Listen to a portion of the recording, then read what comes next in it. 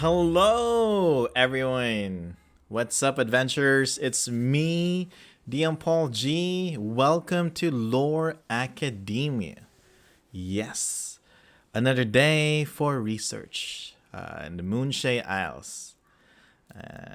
Hello there, nice to meet you. Be careful on your way home. Thanks for dropping in. And for those watching us today, thank you for being here. What are we gonna do today? We're gonna read. We're gonna continue reading 4E Living Forgotten Realms Dungeons and Dragons 4th Edition Living Forgotten Realms adventure modules. Yeah, so there are like 7 or 8 adventure modules in the Living Forgotten Realms campaign, which is like the organized play system during 4th Edition. Right now, for those who are new to Dungeons and Dragons, we are currently in 5th edition, and then come 2024, that'll become 1 D&D or whatever the name, the final name will be for that new or last edition probably. So there. So yeah, we're gonna go back to 4th edition. We're taking a break from reading Rising Shadow Adventures because that's basically the latest event that has happened in the Moonshae Isles. And that was led by Eric Mengi. But now I want to learn what happened before that. So we read 2 adventures yesterday. Hopefully we can read 2 more today and get some juicy stuff. So far, there's no big impact in terms of the history of the Moonshaes. Nothing really happened based on the last 2 adventures that we read yesterday. But we do get a feel of the setting. We get what these isles or islands in the Moonshaes, how's it like living there? What's the current status? How do people interact with the other races, other folks, other monsters in the Moonshae Isles? And yeah, so that's pretty interesting, and I want to learn more about that. So we're gonna tackle that. Let me open. So we start. Let me open the adventure module, MOON1-3. That's what we're gonna start. And for those who play Genshin Impact, those who know me, know that I love playing Genshin Impact. Spent a lot of time playing that game recently. It's a new update. It's Wednesday, so it's patch 3.3 now. Get the Wanderer if you want. But spend your money wisely, okay? Or if possible, try to save them. Play the game, earn primo gems the hard way, and then use them on your favorite characters. There. But if you have to spend, you want to support the game, spend wisely. Okay? That's it. That's basically the non-D&D update I have. So let's go. Let's read this. Let's try to be productive today. And because I'm excited. I've been wanting ever since I discovered this. Again, it was I was talking to Kat, one of like awesome dungeon craft writers. You should check her work in DM's Guild. Let me see if I can search that real quick. DM's Guild. And then she mentioned that there's like these adventures from 4th edition, and there are some for the Moonshae Isles. And I did some Googling, and I found the adventures, and they're for free. You can download them, and that's why I'm here. So there. Where is our chat?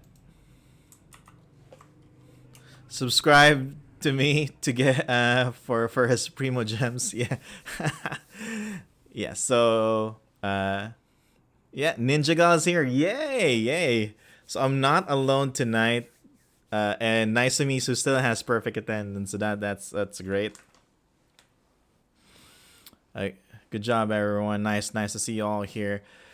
Again, you can just put me in the background. This is just me working, reading through the adventures, trying to absorb as much lore as possible. And if you enjoy what I'm doing, then you're free to stay and enjoy this experience with me. And there we go. So this is what we're gonna read first. Moon1-3. Again, this is a 4th edition adventure module, meaning it's like a 4-hour adventure. So this one is Black Gold, a Dungeons and Dragons Living Forgotten Realms adventure by Leonard Logan. Okay. And what do we have here? Is this gonna be another bard? Dirty Barnison got his treasure. Sounds like a pirate. A mysterious metallic stone. A visiting noble from a faraway land now asks you to help him find some more of it, and he is willing to pay for your efforts. Alright, looks like a treasure hunt. And this is a LFR adventure set in the Moonshae Isles for characters level 7 to 10. So this is more, in 5th edition, this is more on the high end of tier 2 character levels. Okay. Let's read more to it. RPGA, we know about that. And again, I'm learning more. I'm liking the format, how these adventures are written, because like the maps, the monster stat blocks are like contained per encounter. So if you have these printed out, you only flip like a page or two to find what you need. You don't have to go like back and forth, especially if it's like a 30-page adventure. Like you go like page 7 and then page 24, which is, if you're a DM and you have that stack of paper with you reading adventures and trying to get the reference and stuff for each encounter, you know what I'm talking about. You know the hassle that comes with it. Anyway, enough about that. Let me see. There we go. This is what we need. Adventure background. I need to zoom. I remembered it's 110%. That's the perfect zoom for us. Let me just adjust it. There you go.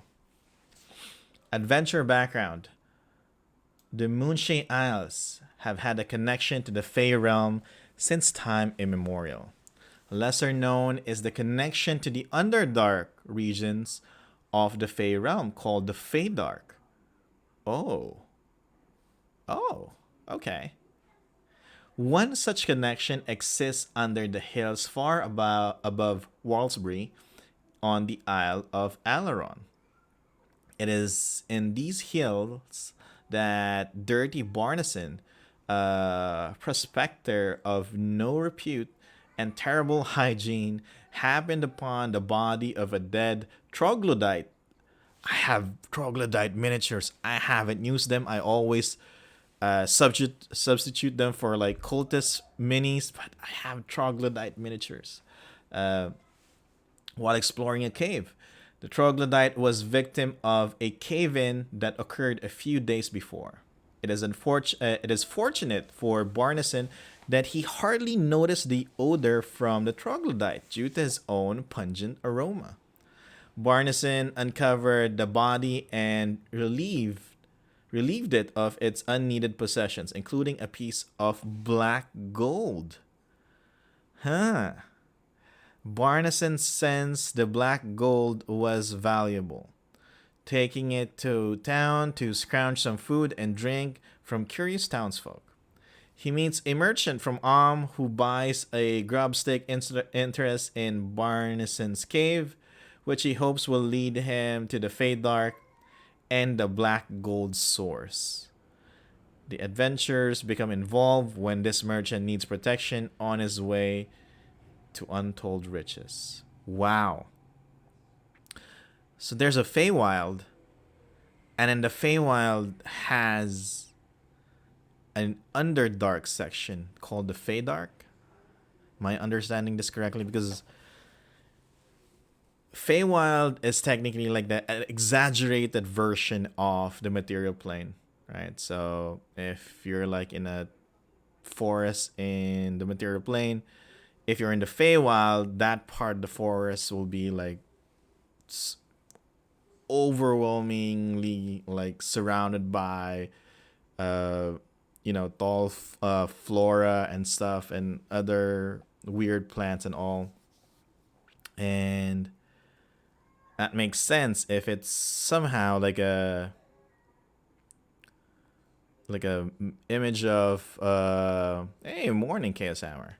If it's somehow like a mirror of the material plane, or there's similarity between the Feywild and the material plane. If the material plane has an Underdark, then the Feywild would have a Feydark. That's cool. That's cool. All right. I always thought that like the Dark Fey are like just evil Fey creatures, but now I need to check like the terms that they use here are like the Dark Fays, like the creatures that live in the Feydark, or they have to say Feydark creatures, and then those are the ones that live in like the Fey version of the Underdark. Okay. Anyway, let's read more to it. Black gold. Black gold is a rare ore existing only in the Feydark. Oh, this is like juicy stuff. All right. So first, we're back at Warlsbury. And then there's the Feydark. The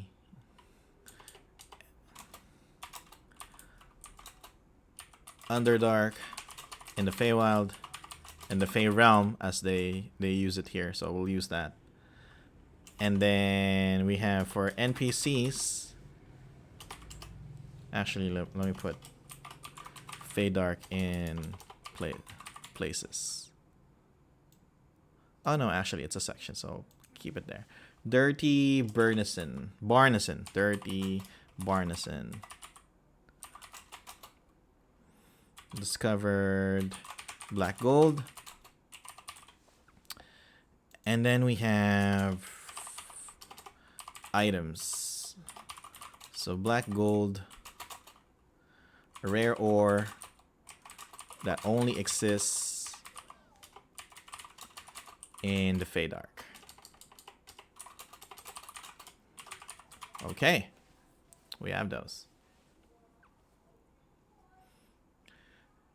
The stone around such areas turn dark and shiny, similar to obsidian or onyx, but it is much more malleable. The biggest problem is that black gold dissolves into nothing after extended exposure to light. It is highly prized by creatures living in the Underdark, Fey Pack warlocks, and magic item crafters. Okay. It's dark. The stone around such areas turn dark and shiny, but it dissolves if it's exposed to light for a long period of time. Okay. Noted on that. Alright. Hey, Fallen Bases Streams. Good evening to you as well. As it slowly, yeah, just black mist evaporates, yeah. Oh, then we have, what's this? We have the Fisherman. What's this? This is the one from 1-1. I know we talked to like Fisherman in, was it 1-1? Yeah. What was his name? There was one Fisherman in 1-1, Moon1-1 that we talked to. And we didn't write it here. Of course. Good job, Paul. All right. The Fisherman. In this adventure, the Fisherman is introduced. This person is on Snowdown, and Snowdown is another isle in the Moonshae, southeast, I think. Yeah, southeast. And encourage banditry, chaos, and mayhem in other islands, particularly Alaron. The Fisherman features prominently in future Moonshae adventures. Oh, we have a villain? Is this our villain? The Fisherman. Is it Marcos? Is that... I think there's like a Y on its name. Like the fisherman that has a story, like the one that got attacked by the whale, like his boat got attacked by the whale. Yeah, the setup is now. So the first two adventures are like just small, like fetch quests that you have, give you like makes you kind of get a feel of what the Moonshae is like, and then here it looks like we're gonna have our overarching villain, or at least like for this storyline. It looks like. He was the final one you talked to after talking to the other fisherman. Yes, yes, that's the one. The one that's supposed to have like fantastical stories, right? But it sounded believable. Anyway, so it's not that guy, apparently. Or I think. The fisherman features prominently in future Moonshae adventures. It is important to note that Colton does not know who the fisherman is. Colton assumes the fisherman is a rival merchant. I'm just gonna put villain question mark from Snowdown.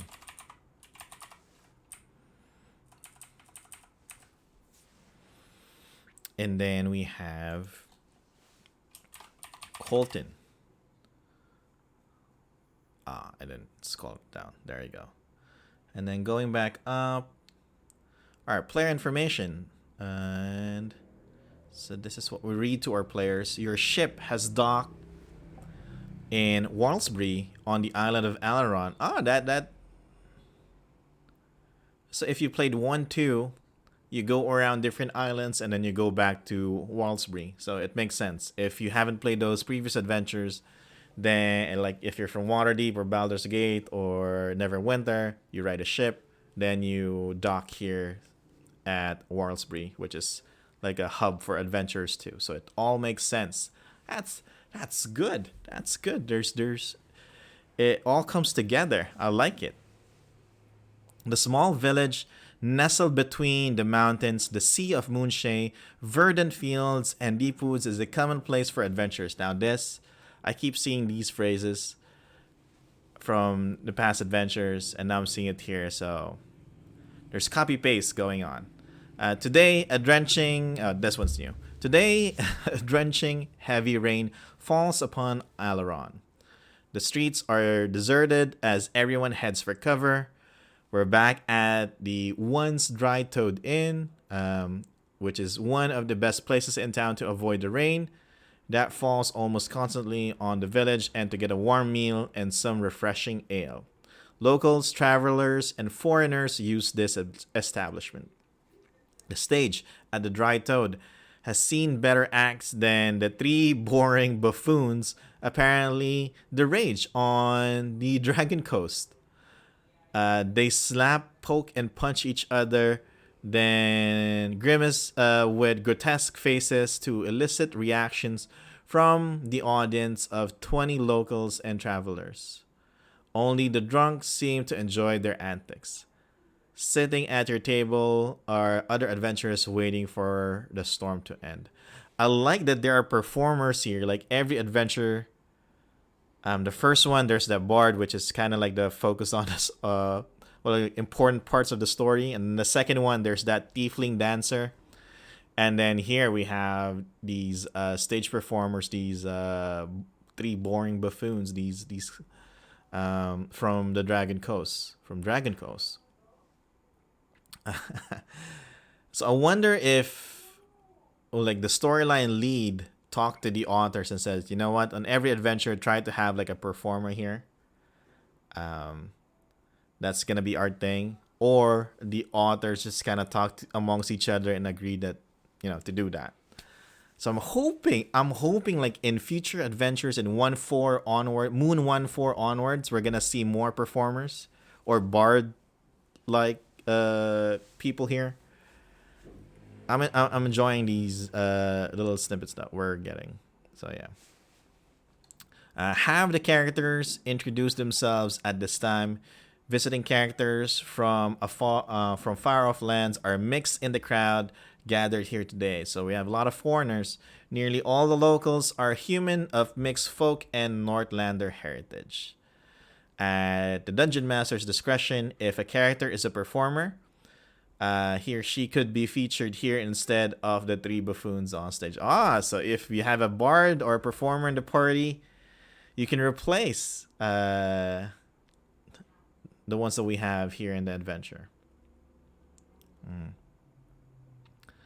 And yeah, kind of nice. There's this kind of touchstone that mentally just subtly connects the style of the module, right? So it has that beat, that tone, and like it's a town. There's an inn. There are performers, and that it feels like it's a living world, living Forgotten Realms, because the performers change as we go through different adventures. So there's a feeling of progress. Actually, you know what? That's a good writing technique, you know? Yeah, there's also a sense of cultural familiarity amongst the isle. But yeah, before I lose it in my head, that's a good writing technique because it feels like there's progress as you go from one adventure to the other. You get to the same setting, which is the inn, and you see that the performers are changing every adventure. So there's a feel of progress there, and it's simple. It's a very simple technique. I don't know if that's intended, but that's good. That's good. I know we're not supposed to talk about writing styles and techniques and all that, but that one's good. That one's good. I hope I can remember that and incorporate that on my writing. Anyway.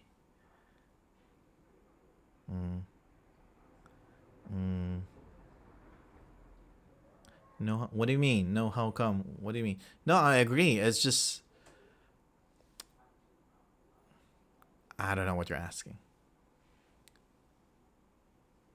Want to talk about? Oh, why don't I want to talk about writing styles? Because we're here to talk. We're here supposedly to extract lore from adventures, so that's the main focus of this. So that's what we're doing. But you know me, we're already doing it. I don't really following the rules, my own rules for that matter. But yeah, we're not supposed to focus much on the mechanics and styles and everything. We're here to extract lore, but I know that's hard to do. So yeah, it's worth it. Yeah, that I learned something here. So in terms of writing style, I learned something new. So who's the author again? So for Leonard, Logan, and the whole team, good job. Good job. So going back, DM introduction. One patron is Colton Misawi. This is the Omnian merchant. Colton Misawi, Omnian merchant. Human merchant from Colton is interested in making money in the Moonshae. A natural distrust of all things from in the Moonshae might cause the characters to hesitate in talking employment with Colton. But as a dungeon master, you need to do your best to assure the characters that he's not working against the Moonshaes. I don't know. If you want us to find some black gold located only in the Fade Dark, and that might, just drain them of their resource, that sounds harmful to the Moonshae. Also, task 3 from the Zentarim. We have the Zentarim faction. The Zentarim infiltration player reward card can be completed if the characters spare one of the Zent mercenaries and encounter 4. Oh, what's this? This is like new mechanics that I'm reading. Well, new to me. Be sure that to give the character clues that these mercenaries are members of the Zentarim. Okay, noted. Noted. The crafty merchant. Colton Misawi, an Omnian merchant, recognizes the value of black gold Dirty Barneson carries when the prospector enters the inn. No one else in Walsbury has any knowledge of what the stone is. Barneson asks for a silver piece to let anyone see the black gold for a very short time, as he does not want it to dissolve. Yeah. Just let me show the map real quick. So those joining us now know where we are. Let me zoom. So right now we are at Scaladier. There you go, at the top.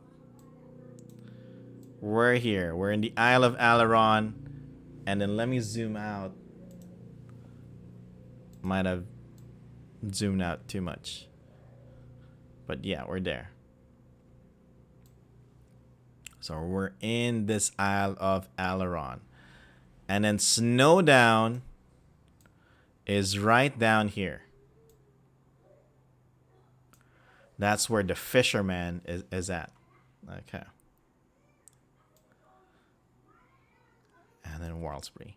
All right. I just want to show that. So the setup here. Encounter 1. I wonder if we're going to have 7 encounters again. Encounter 1, the crafty merchant. So yeah, Barneson is showing it for a silver piece. To anyone who's curious, Colton offers to support Barneson's mining for a part ownership of the mine. This is called a grubstake. Is this like a common word? I don't know what this is. Grubstake. Grubstake meaning an amount of material provisions or money supplied to an enterprise. Okay.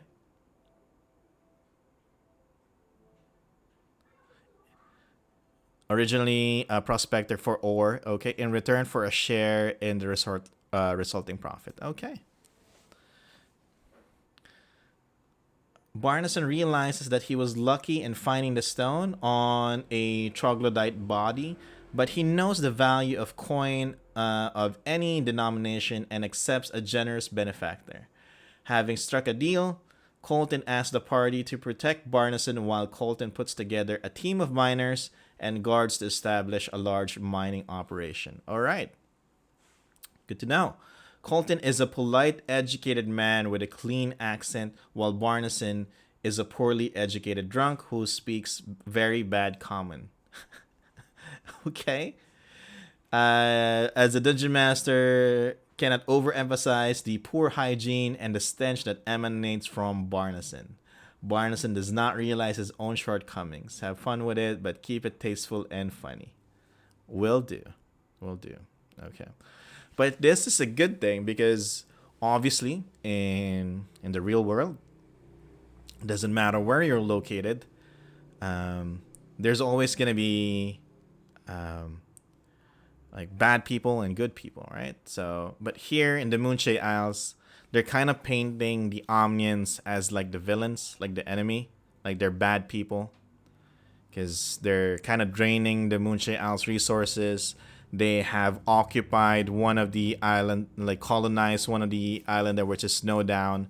And then in the previous adventures that we read, there are like Omnian pirates as well, right? But here you see that Colton is decent, polite, but he's also a merchant, and we don't know yet if he's taking advantage of Dirty Barneson here. So far, yeah, and so we'll see if we can get like a good aligned Omnian merchant in this adventure. Right.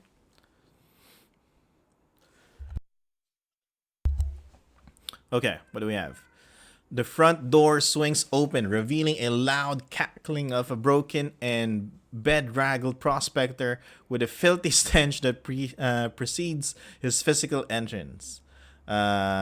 Even the pouring rain, it seems, cannot completely wash the man's odor. The filthy man settles up to the bar with his hands cupped as if holding something precious. He lays his cup hands atop the surface with a thunk as something hard hits the wooden bar. There she is, he claims as many gather around. What are you saying?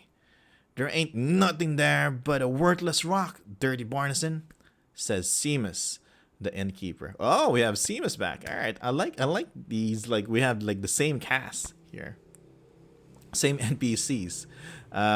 If you're trying to scan a free drink with another tall tale, oh Seamus, yeah, I keep forgetting. Damn it, Seamus. Yes, sorry. Yes, Seamus, the innkeeper.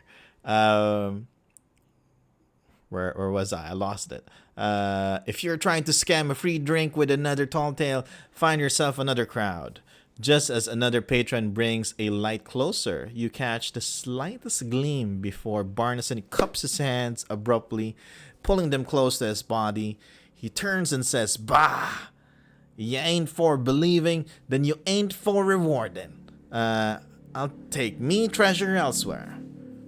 As Barnison leaves, several of the local patrons talk about how he's finally gone mad, seeing imaginary treasures and such. One well-dressed patron slips out of the door shortly after Barnison. Okay.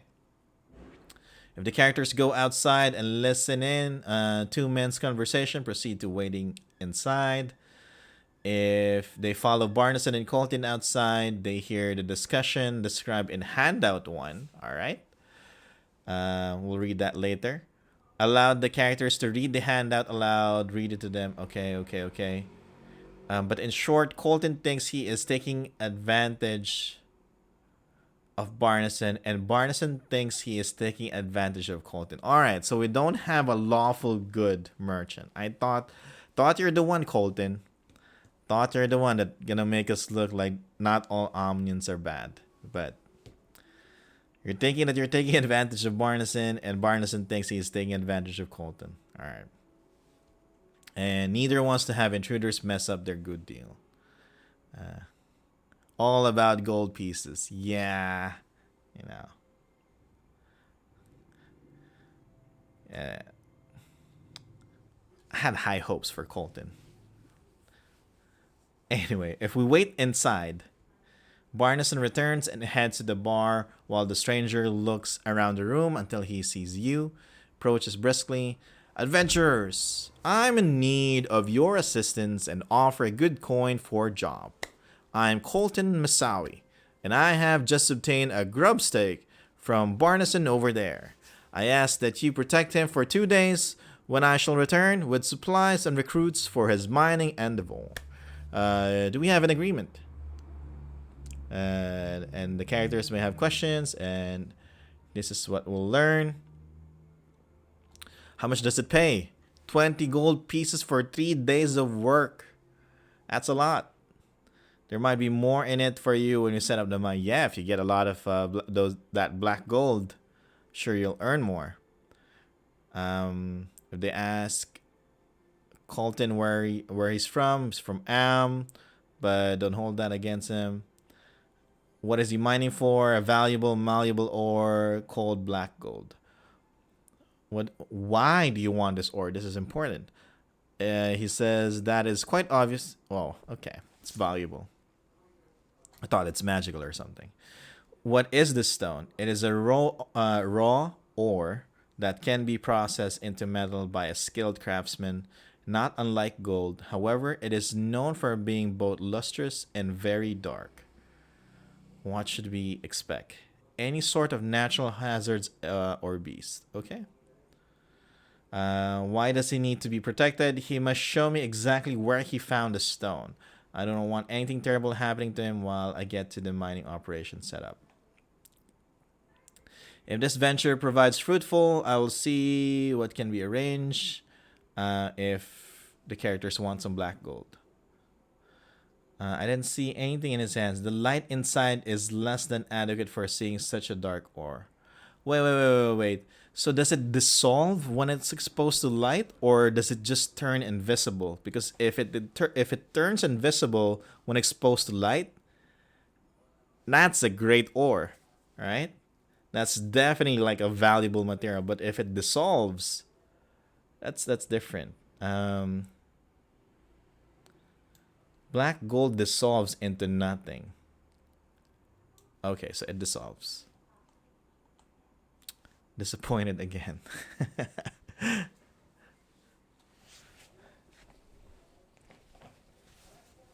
Oh, okay. So exposed to sunlight, start to solve, but in dim light, it's just normally too dark looking to get a good look at it. Okay. So that's what we have. Questions for Barneson. Can they see the stone for a silver piece? What is it made out of? I'm not sure, but it must be valuable if you're willing to pay for silver to see it. Where did you find it? In his mine. Are there more? That's what we're gonna find out. Why did you agree to work with Colin? Cause he got money. What do you know about him? He got money. I like Barneson. Where is your mine? Up the hills where only I know about. Wouldn't you rather stay at the inn? What for? It costs money for a bed, and beds made me itch. You know what, Barneson? I like you. I like you. Proceed to encounter 2. You get 20 gold, 3 days guarding Barneson. Okay. Rock in a hard place. So this looks like a combat encounter since we're getting some XP levels here. Exactly. It's for free. It's a little wet because there's a storm in Warlsbury right now, but yeah. Barneson leads the characters on a rugged path through trees that eventually opens to a steep and craggy hillside. The path shows only the slightest hint of Barneson's descent, but the characters can look back and see he is leaving a clear trail. Barneson intends for a path to remain clear if Colton is to bring more money and equipment to support him. Barneson leads the way, occasionally knocking loose rocks that tumble down the precipitous slope. He tries to ensure that the characters have no difficulty following him. The characters arrive at the site of Barneson's lean-to just as night falls. However, some creatures been drawn by the Feydark portal now exposed. Some creatures been drawn by the Feydark portal. We are in the material plane. So this is Feydark is the Underdark in the Feywild. So these are creatures from the Underdark area in the Feywild. And now they're going through the portal here in the material plane. Okay, I'm trying to make sure I got that right. I hope I got that right. Barneson first comments that the place is not the same. There are many more broken rocks around the area than before. He hides as soon as combat starts and does not come out of his hole until combat is over. Alright. And the broken ground is caused by a Galabdur. Alright, that's awesome. And features of the area is just basically for the map. Illumination, slope, rocky ground. There's a puddle. Not much there. Tactics. The Galabdur starts to close to the lean-to. Okay. There are wyverns as well. Alright, that's just the tactics. And then scaling encounter. We're not really interested in that. And then once the encounter is done, proceed to the next one. Alright. And then gain experience points. So what are they fighting? They're fighting Galabdurs. Galabdur Earthbreaker. Like 4th edition monsters have like cool names. Right? It's long, but they have like cool names with them. It's not just a Galabdur. It's a Galabdur Earthbreaker. That's what you have. Alright. I like those. Wyvern. That sounds like a 5th. That's the naming. That's how they're naming the monsters in 5th edition. It's short and specific. Wyvern. Yeah, there. I like it when they have like additional, like longer names. wyvern, and then that's it. Okay. And then this is the map. All right. They try to give them different names like mobs in World of Warcraft to denote different levels and totally not copy pasted mobs. I can understand that's more work, right? And even on the DM side, you have to remember which is which, even if it's just a difference in levels. So, but it still sounded cool. Yeah, if you have like 300, 400, 500 monsters, I can understand like the naming scheme that 4E was using might be difficult to follow. But yeah, I like it. Roughing it. Do we have another? Oh no, this is a skill challenge. Okay. Complexity 2. So need 6 successes. Athletics, engineering, endurance, nature. Alright, so we have that. And then Dirty Barnison is with us. After, look at that, we're already in encounter 3. Moving in fast. After dealing with the creatures at Barnison's camp, excuse me, all that can be seen of his lodging is lean-to, a worn piece of cloth draped over a branch that is held in place with rocks and sticks. Well, looking like it could tumble down the hill if not for the tree, it is a cleverly disguised entrance to Barnison's mine. DC 30 perception check. If level 7 to 10, I'm pretty sure that the modifiers in 4E are busted because there's no way if they're following like how 5E bonuses have been set up, that would be difficult for you to get DC 30.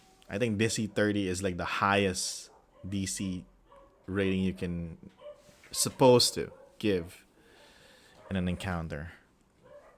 Wow.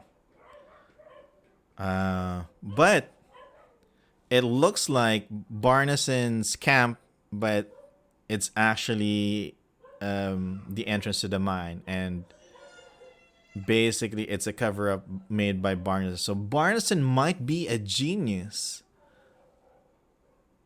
disguised as, you know, a homeless person.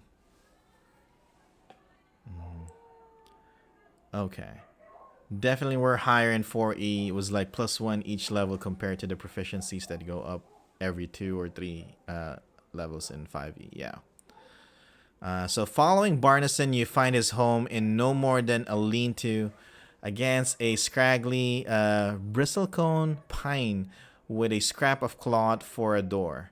The place will require some work to be usable for anything. We'll wait here a couple of days. Colton is mining stuff. Should be here then. Okay. Barnison tells the characters that they are to wait for Colton and his supplies here. If the characters insist on finding and entering the mine now, Barnison refuses, argues, and insists that the characters clean up the place since they've got nothing better to do. Tells them that the mine entrance isn't nearby and he's not going to take them to it until the rest of the entourage arrives. The characters have to camp in the area surrounding Barnison's lean-to protect him as they were hired to do. The characters find that the land here is not hospitable to waiting. Barnison says if they want to make themselves useful, they can clean up the area and make themselves shelters for the night.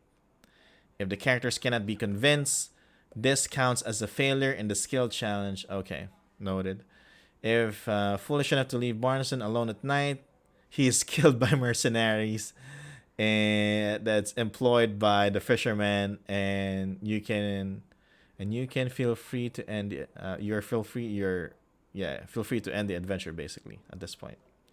So there's a fail option here. So if they fail to guard Barnison, he's killed by the fisherman and game over. Noted. Skill challenge. Let's see if there's anything important here.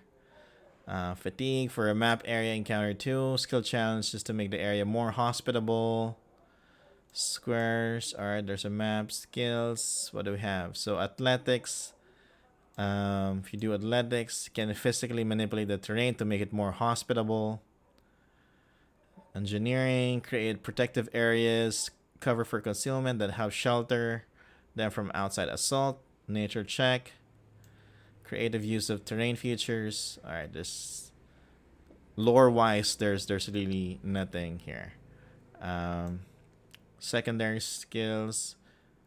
Alter the terrain. Perception. Looking for things that might be hazardous. And thievery. And if they want knowledge of hazardous traps to create protective traps for intruders, basically. And then ending the encounter. Survival in the rough only affects their readiness and reaction to combat until they have succeeded in survival challenge. If they're successful, they live off the wild somewhat comfortably.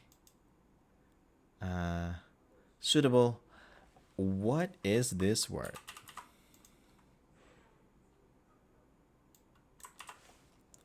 I'll try to attempt to pronounce it. Bivouac. Bivouac. Bivouac. All right, it's a temporary camp. Okay. That's cool. Bivouac. It's a rest location. Okay. I doubt I'm gonna remember this word, but it's good to know, right? Failure. Okay. Start the next encounter. You know what? We should add an item here. Just like new words. At least for me. New words for me.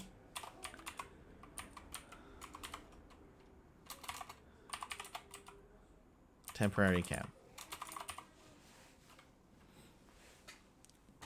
And then there was another word a while ago. What was that word? There was that one word.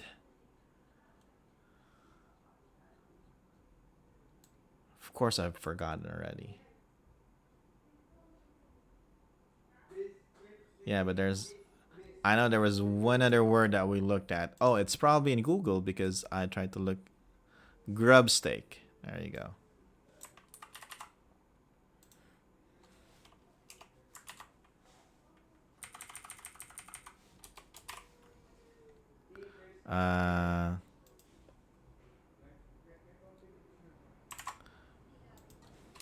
It's basically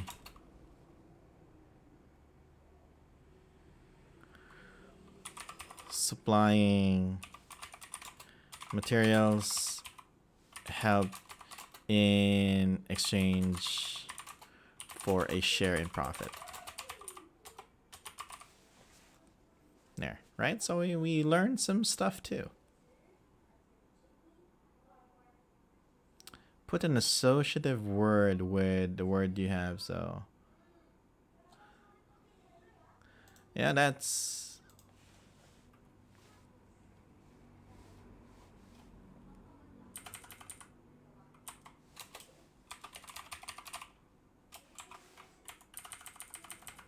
a great idea.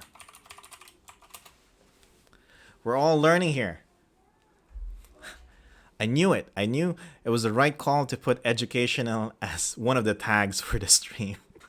I'm not sure if that was right when I first started, but now it kind of feels like I'm doing the right thing. All right.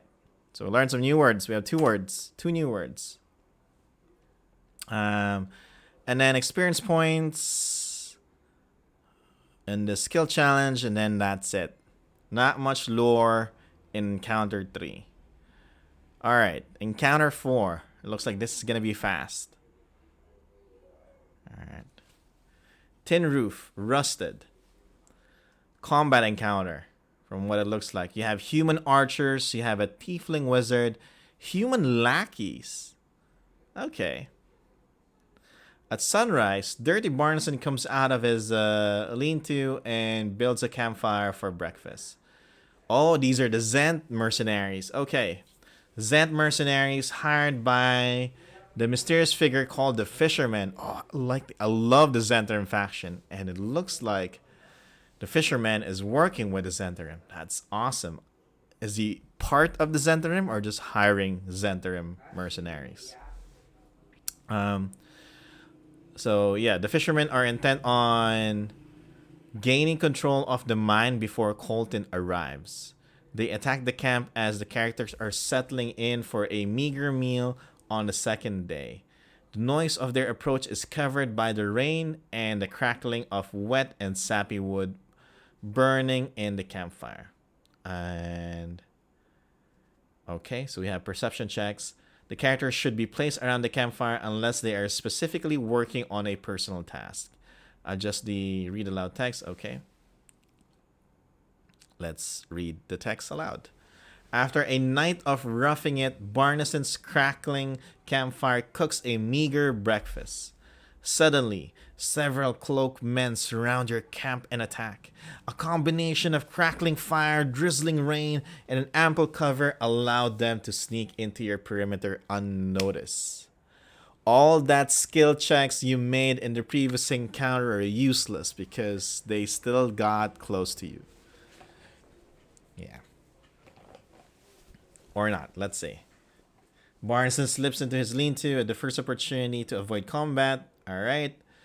And then features of the area. So the illumination. There's slope, rocky ground, logs, puddle. So we have bandits here in terms of tactics. Scaling the encounter, we have that. So after fighting these Zentarim mercenaries, what happens? Captured mercenaries claim to work for... let me scroll up more. For a heavily bearded fisherman who gives them missions to complete about once or twice a month. Snitches. Alright. They don't know where he lives as he always finds them. By sparing a Zent mercenary, the characters qualify for Task 3 of the Zentarim Infiltration Player Reward card. I wonder if we're gonna see it in this adventure. If they get defeated, they recover consciousness. They find the Zent mercenaries and Tiefling have been killed by a troglodyte. Okay. Barneson scramble through rock and debris in the cave only to flee back out after finding living troglodytes who follow him. Seeing Barneson emerge from the cave, the mercenaries knocked him unconscious for questioning. In turn, the mercenaries were killed by the troglodytes. Alright, troglodytes here are strong. And you find treasure. Staff of Storms +2. Not +1, +2. Nice. So human lackeys and that. Alright. Oh, we don't have a map. What happened to the map? We usually have a map per encounter. I mean, per combat encounter. They didn't make one for this. Encounter 5. Alright. Going really fast here. So it looks like this is another combat encounter that we have here. And then let's see. Later in that morning, Colton arrives with mining supplies and 8 brawny local miners with large pack lizards to help Barneson.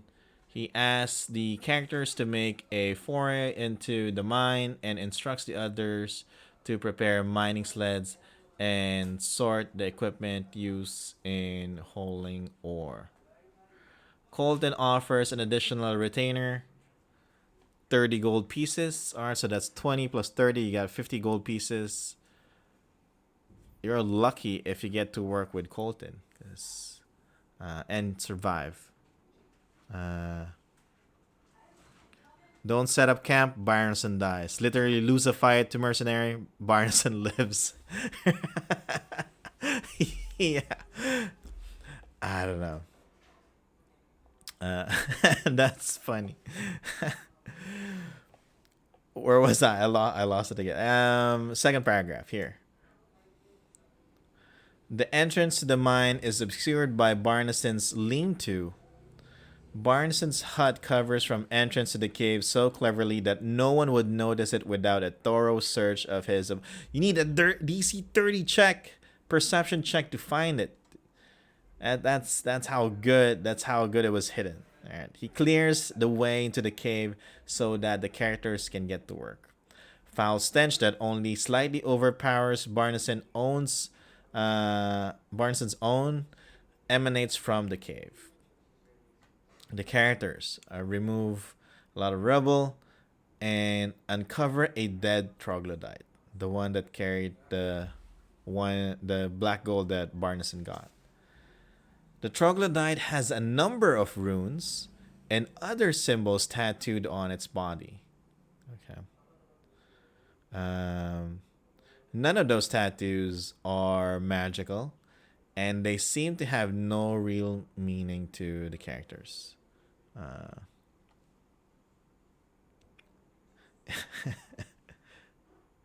Barneson be hiding political refugees expertly for 3 gold. I'm thinking that Barneson is one of those tropes that looks like homeless but is actually a genius, right? I have a feeling that he's one of those.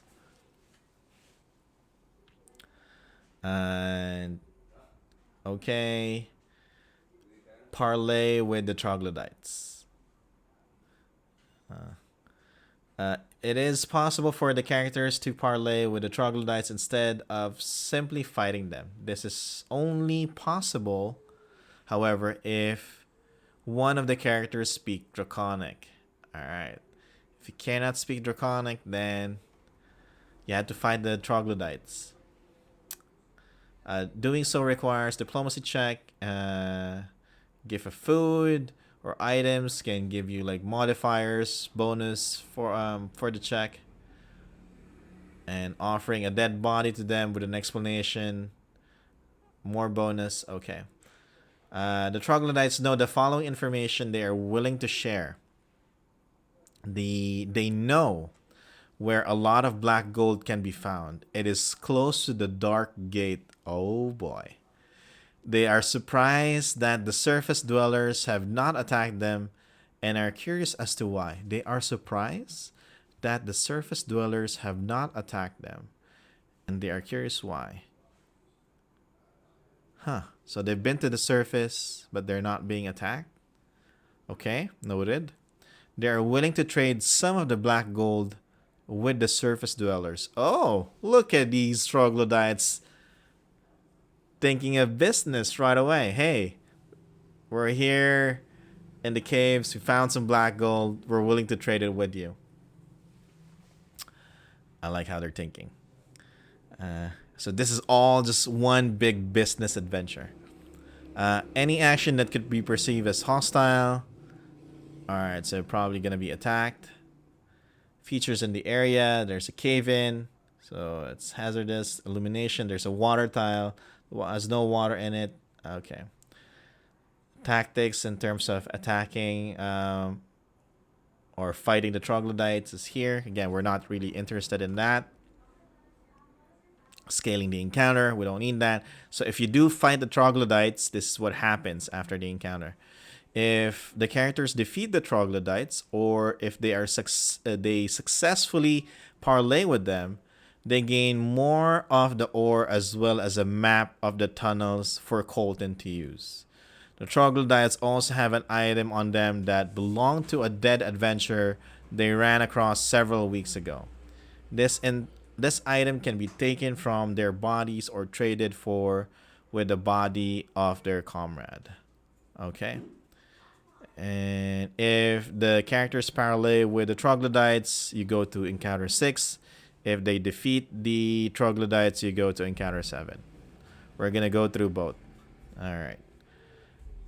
So they receive experience points. What items do we have here? Look at these items. All right. So Colton offers the characters 30 gold additional, right? And the troglodytes have Black Shroud Weapon +2.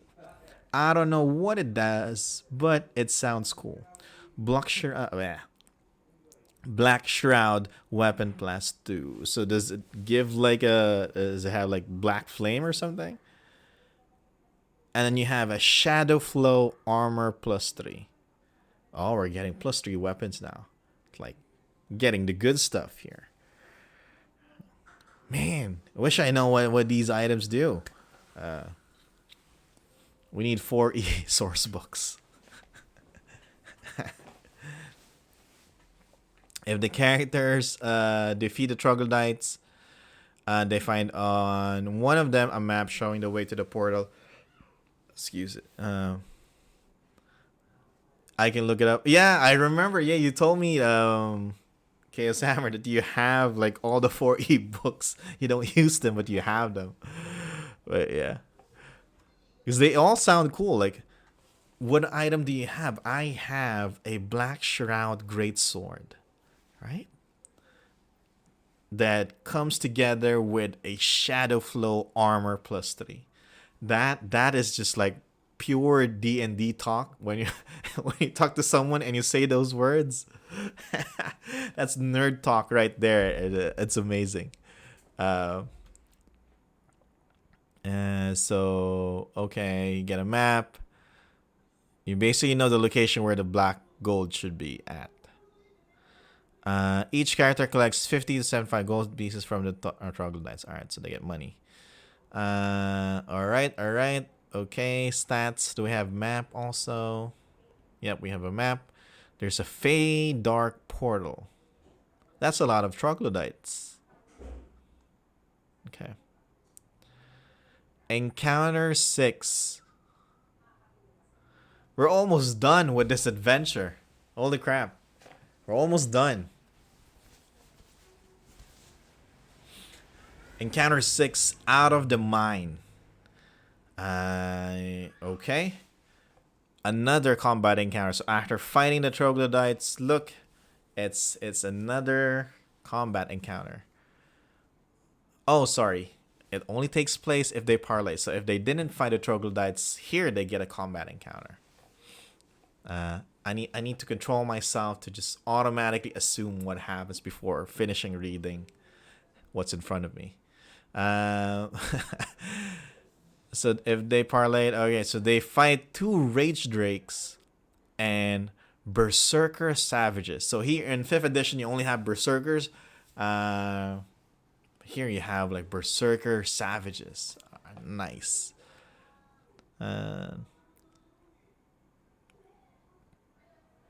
So there might be some Berserkers that are not Savages. Yeah, I can see that. Yeah. I can see that. Shadow Flame Armor, Leather. Gain an item bonus to stealth checks equal to the armor's enhancement. So +3. Minor action, gain concealment until the start of the next turn. Oh, okay. So these are like for rogues, right? For thieves. Basically make you stealthy. What was the weapon was... What was the weapon? It's something cool. I lost it. There. Black Shroud Weapon. Black Shroud Weapon. +2.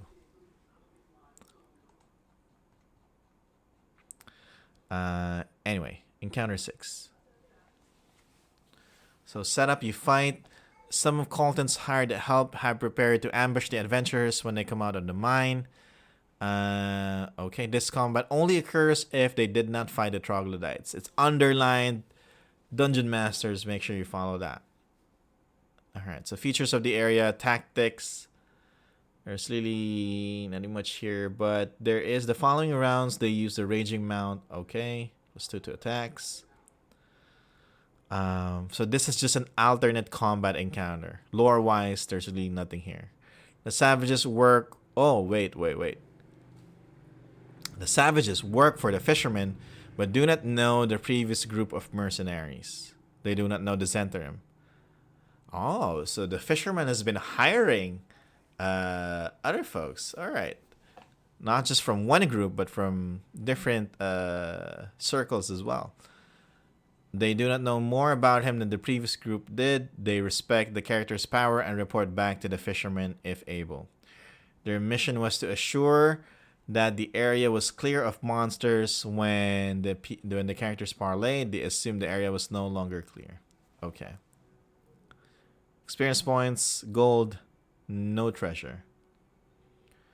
There's no Black Shroud in the 4th edition player's handbook. Oh. Maybe it's from like a newer resource or like other source book, right?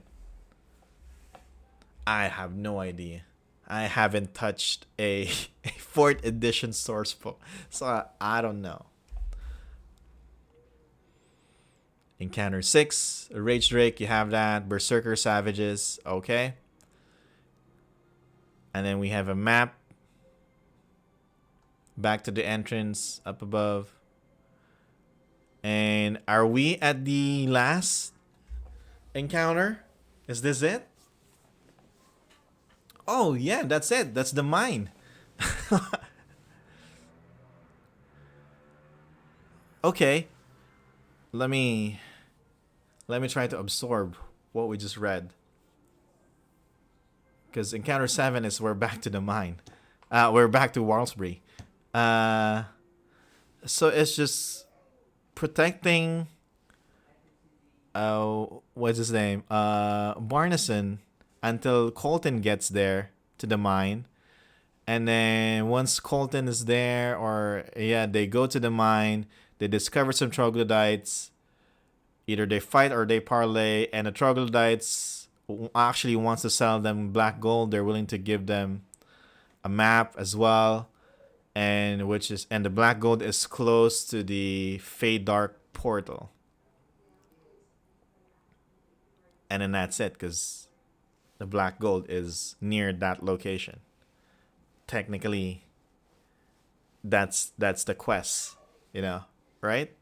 Protect Barnison and find the gold, and we did. And then on their way back, if they didn't fight the troglodytes, they fought some berserkers, and okay, that's it. That's it, right?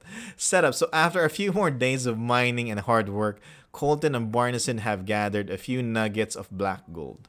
Colton asked the characters to accompany him back to Walsbury, then the return trip is uneventful.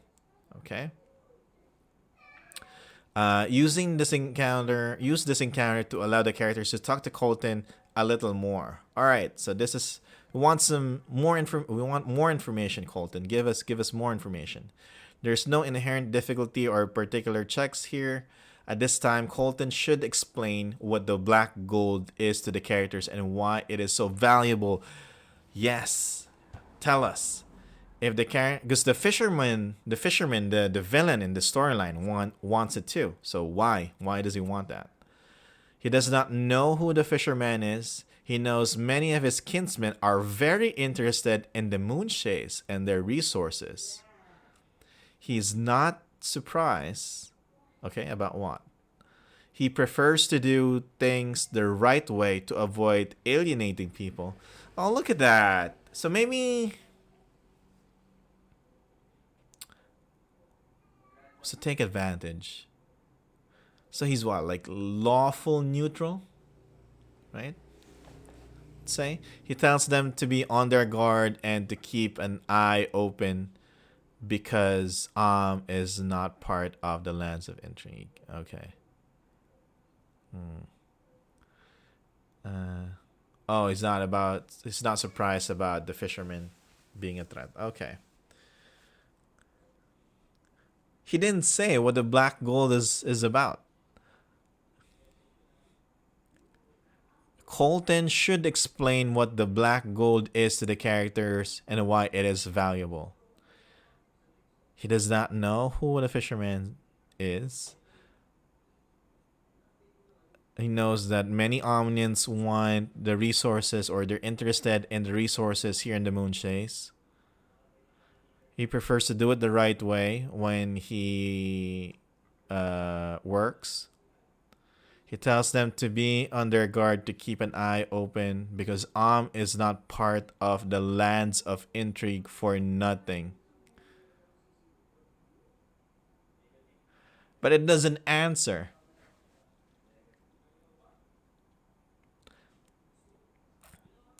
Yeah, it just says it's valuable for like merch, like craftsmen creating magic items and stuff, right? But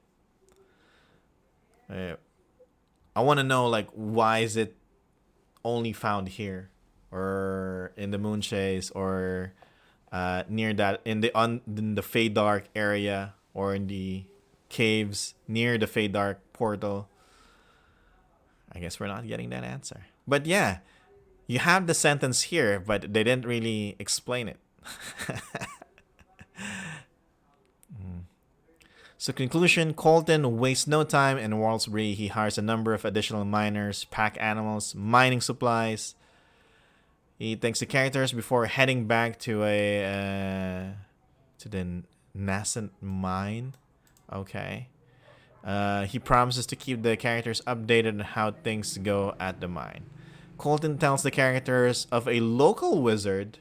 Okay, here's our hook for the next adventure, I think. Of a local wizard and gives them a bit of black gold. If you give it to him, he will be very happy. All right, here's our hook. Says to the characters who meet with the wizard gain access to a cloak of resistance +3. All right. Well, actually, yeah. Let's add Nascent here. Or actually, let's Google how it's pronounced.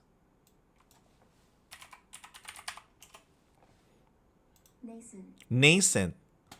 So dumb. Nascent. Nascent. All right. Just coming into existence. All right.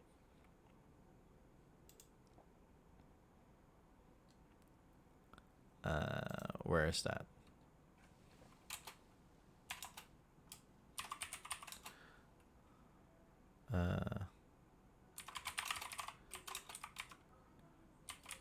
Existence. Is that the one that I have here? Existence. Can't even spell. Can't.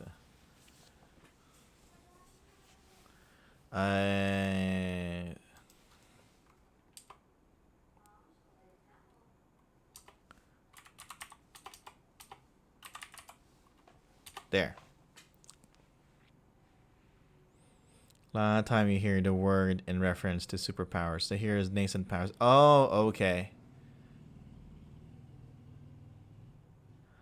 So it's like in My Hero Academia. When they start to grow, or probably the best. More people will probably relate, will know more if I talk about the X-Men. So when you get your powers, teenager. Okay. I got it. But this one is talking about nascent mine, right?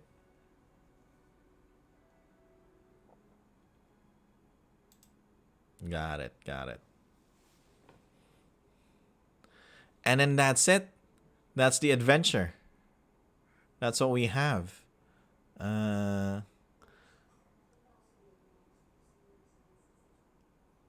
Ritual Scroll of Wizard Sight. Okay. We get some story awards. Friendly contact with the troglodytes. Oh, we befriended the troglodytes. Yeah, the troglodytes just want to do business. That's it. They don't really want to fight. Map to the Feydark.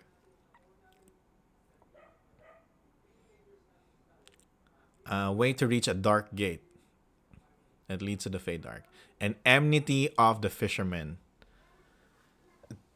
Why does the fisherman want this? Does he want to create special, magical items made of black gold?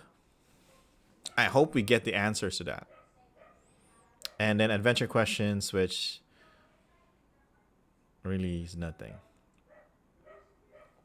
Oh, and then the handout. Ugh, I have to adjust the PDF. Sorry.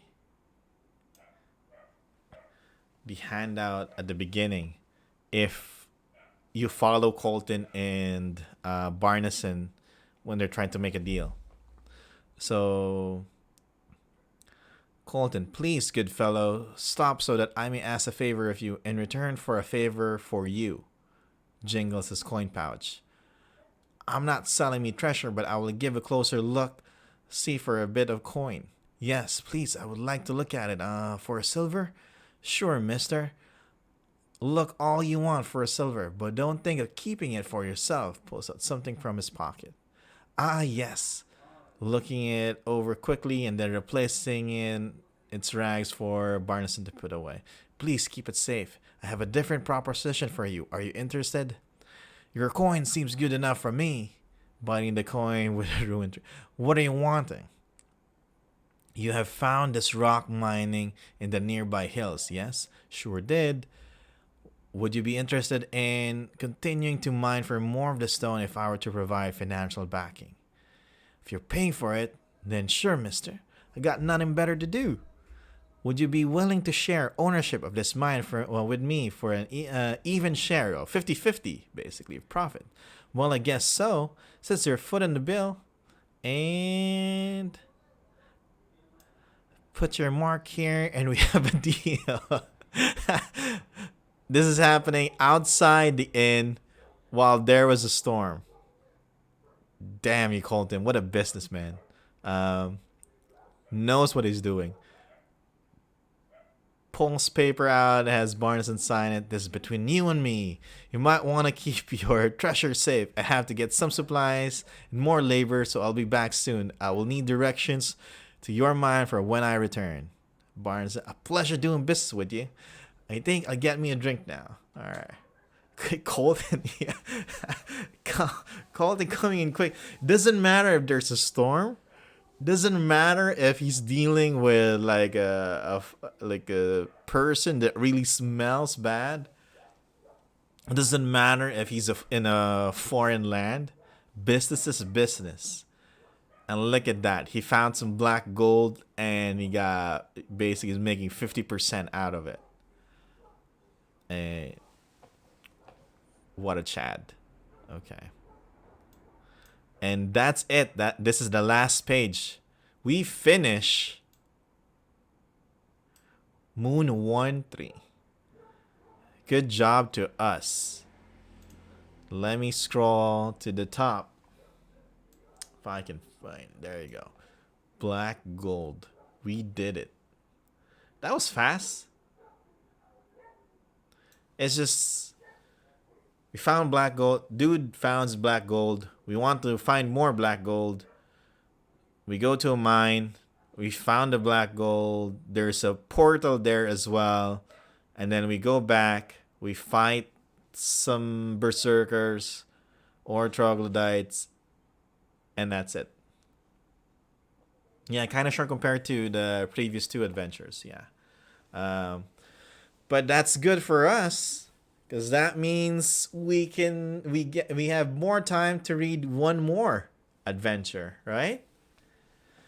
Let's see. I still have energy, so we can still read one more adventure.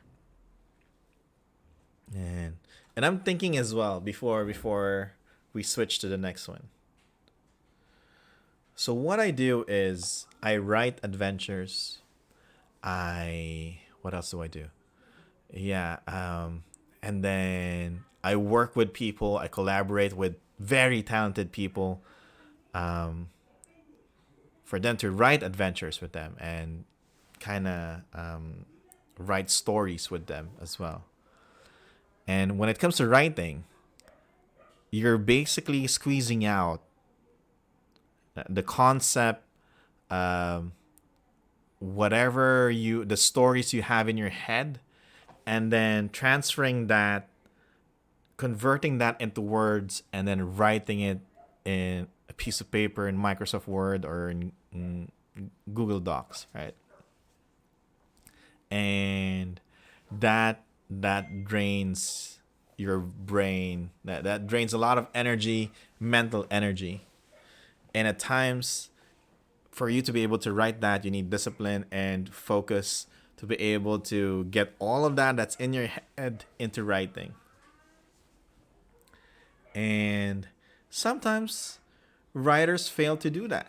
So what do? Instead of focusing on what they have to write, they go and do something else, like browse social media, go to Twitter, Reddit, wherever, or play games. So what I'm thinking is during those moments where I'm supposed to be writing, but then either I get lazy or I need a time off or just from writing, or me just not being disciplined enough and starts playing games, I'm probably gonna be streaming that part. We'll see. I don't know if my setup can handle it, but yeah, I'm really bad at games. Really, really bad at games. I'll tell you that now. I don't even think people want to watch me because they'll get annoyed when they see me play games. Like it's I'm bronze in League of Legends for the longest time.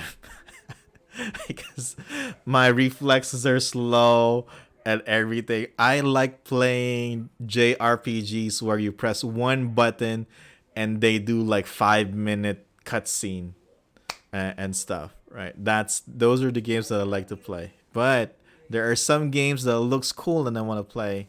Um, so yeah, I'll try to set that up. So meaning I have so I do research like this. So I'll be with you guys streaming while I learn more about the Moonshaes and whatever project we're working on. And then during writing time, I'm probably gonna be streaming too. But then if I fail to discipline myself and don't write or stop writing, I might go and play. And if I'm streaming, then you'll see me play. And we can probably play together too.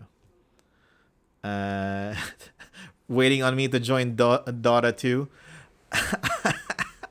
I don't know. I'm kind of loyal to League of Legends. Uh, but we'll see. Never say never, right? You have that. No, I'm thinking like Elden Ring, Genshin. What else? What else do I have? Final Fantasy 7, either remake or Crisis Core. We'll see. I don't know what my computer can handle, but we'll have those play. Yeah. So that's what I'm thinking. That way, whenever I'm not being productive, since I'm streaming, it will still look like I'm productive, right? So it's I have is that bad? I have this coping mechanism with me on how to deal with my work. All right. So yeah, so that's what's gonna happen. Okay. In the future, I need to learn how to set that up because I just figured out how to stream. Was it this week or last week? And I'm sure I still need to learn a lot of things. If you get attacked by a bot in chat, I'm pretty sure I have no idea what to do. So there are people in the chat asking to be moderators. I want you all, especially those that are here every day. I want you definitely can become moderators, but I don't know how. You say /mod. But I don't know what powers am I giving you. If I say /mod, am I giving you like my username and password? I don't know. That's a boomer in me thinking. So I need to read more on how to set that up. There. So let's go on a quick break, like a 5-minute break, and then let's read through Moon 1-4. All right. So, see you all in 5 minutes. Yeah.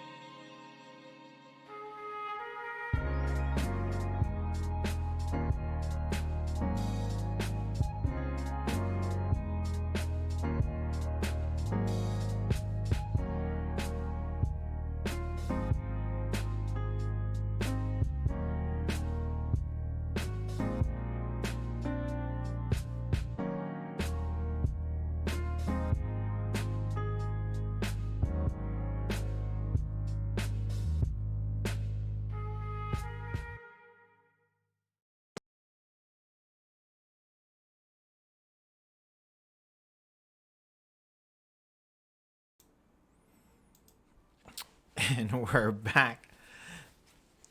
Can we just chill, right? That background music is great. And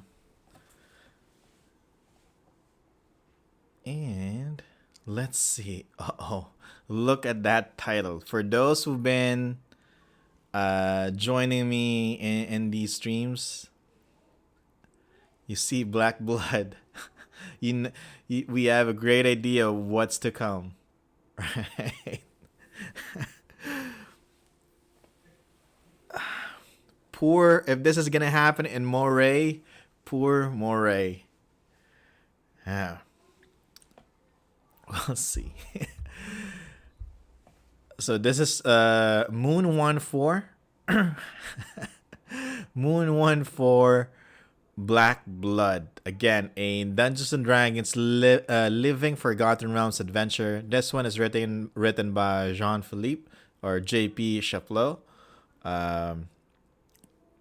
And let's see what's the blurb here. What is it about? Yep, it's the Black Blood tribe holds sway over much of the island of Moray, and an ambitious young man wants to break their power and make where is that? And make the island safe again. Oh man, that's not a good thing to. I mean, it's the right thing to do, but I'm very worried about this young man. However, he cannot do it alone, and he's probably gonna ask the the adventurers to help him. Part 2 of the Fisherman Major Quests. Oh, okay. So the Fisherman is in play again. Yeah, it's from JP again. We love the second adventure. Yeah, the MOON1-2. That was from JP. So that was we learned a lot there. We got a good feel of what the Moonshae is about. So I love right. I think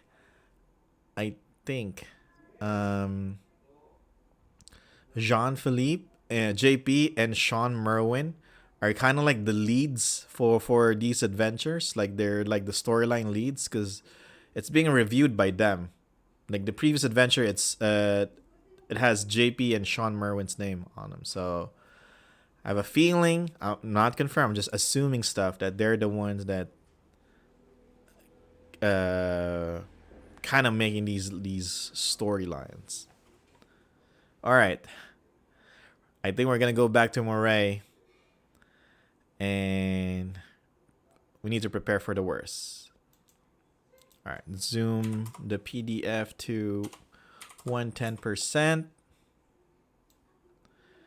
Adjust it a little bit. All right. Here we go. So what do we have? Oh, there's some new stuff here, like lasting effects. These are new.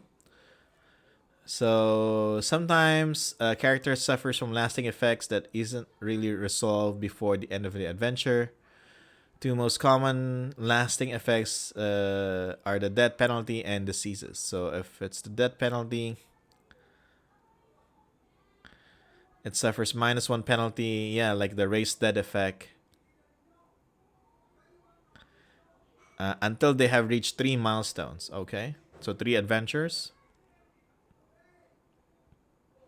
So they put it on their log. Diseases. They make an endurance check after each extended rest. So every long rest at the end of the adventure must resolve the disease. Either it's cured. So at the end of the adventure, it's gone. Okay. Other lasting effects. DM discretion. All right. Okay. Noted. Adventure background. Wait, let me prepare my notes.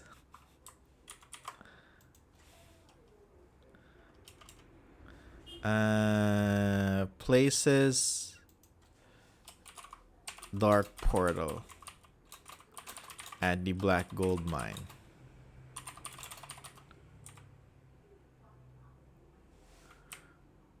Dark portal to the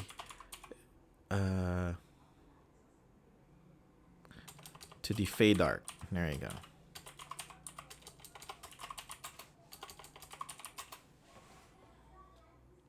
Okay, I have that.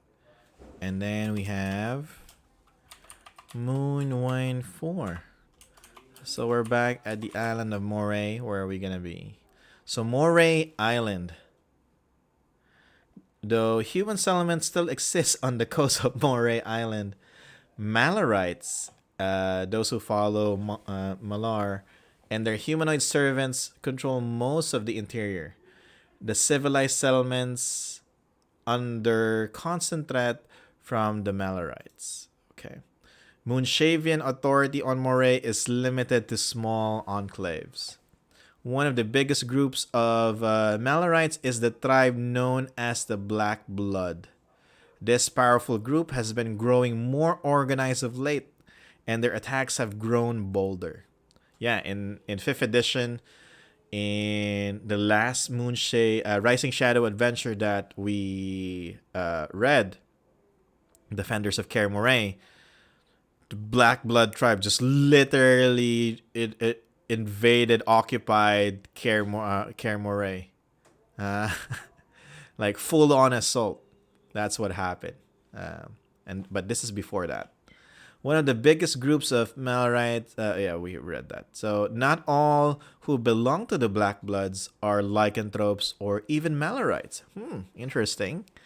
The Black Bloods command orc and giant tribes that serve as troops. A number of the powerful monsters have allied with them, including a purple dragon named White Scar. We have dragons. All right. So we have one dragon. White Scar. A purple dragon. What is it? What is a purple dragon? Is Purple Dragon a monster in 4th edition? I don't know what the purple dragon is. So I'm thinking, is it like a Dracolich, a necrotic dragon, or just puke out purple stuff? We'll see. Daffyd, we're back with Daffyd. All right, Daffyd MacLear, son of the local chief Brendan MacLear, and also the grandson of one of the Northlander kings. What was his name? King Ragnar Sigurdsson. All right. Daffyd MacLear is a young man eager to prove himself in battle. A devoted of Tempest, Daffyd dreams of glorious battle and heroic actions that bring glory to his name. Earlier this year, he took command of his first expedition across the Moonshae Isles, an expedition that took him from Walsbury to Norland when he met with his grandfather, King Ragnar, in 1-2, the Sea Drake. On the way, Daffyd resupplied Moray. With the success of his first expedition, Daffyd dreamed of a greater... Oh, no, Daffyd, no! Of a greater military action. He discussed with some of his grandfather's generals and allies a plan to liberate the island of Moray from the Black Bloods. The young man in the snippet and the blurb at the cover is Daffyd MacLear. That's a big death flag. Super big death flag right now. Oh man. Why do you want to do more, Daffyd? You had a successful expedition. You toured around Moonshae Isles. You help a lot of people. You want to do more. Dreaming of greater military action. All right. Let's continue reading. This is going to be painful. I have a feeling. He discussed with some of his grandfather's generals and allies a plan to liberate the island of Moray from the Black Bloods. No! Daffyd's youth and ambition talked directly to the Northlander blood in his grandfather's warriors. The young ones agreed to follow him to glorious war. A few months later, Daffyd has now gathered a flotilla. Oh, this is a new word. All right, all right, all right.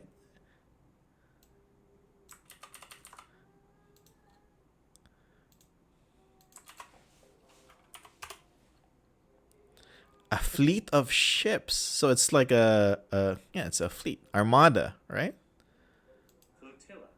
Flotilla. All right, so now we have a new word. So we can use fleet, we can use armada, and we can use flotilla.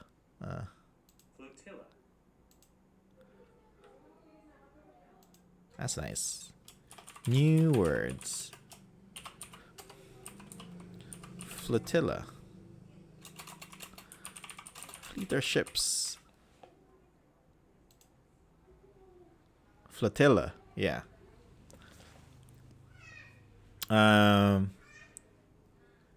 Naval warfare, yeah. Oh, yeah. I should put it there. Naval warfare. Okay. And a small mistake. In the meantime, Daffyd found an old map showing... Let me see here. Showing the location of the Black Bloods temple. He formed a plan to destroy the leaders of the cult, but the young man made a crucial mistake. What mistake did he make? While the location indicated on the map is controlled by the Black Blood, it is not their main temple. In fact, it is the lair of one of the tribe's allies, the Purple Dragon White Scar. Oh no. The Fisherman was introduced in 1-3.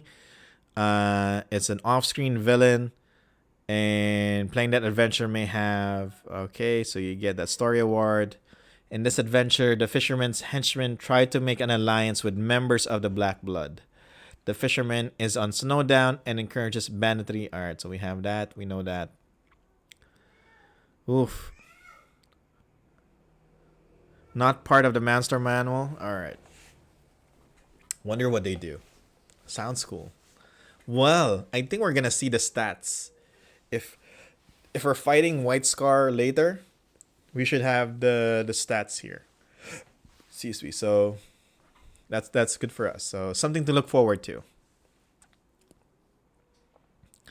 Player introduction.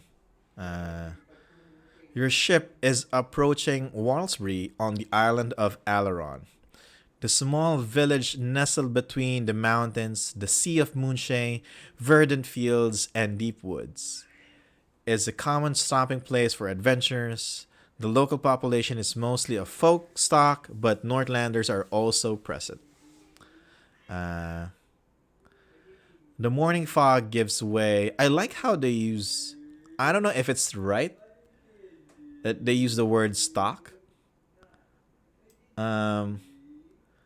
But for me, I hope, because I don't know, I'm not familiar with the usage of. I've only seen the usage of the word stock in these adventures. But for me, I hope I'm right. If I get canceled now, I'm sorry, guys. Goodbye. But what I'm trying to say is I prefer, let's say, like the folk race or Northlander race. Instead, you go with like the folk stock, right? So or Northlanders stock. That's what they have. So instead of saying the goblin race, you have the goblin stock stuff. So yeah. Yeah, I said race. Oh no. So stock is like broth. It's is the base of a soup. So it's the base of their genetics in there. Yeah. So it's the first time I've seen it in use, but I kind of like it.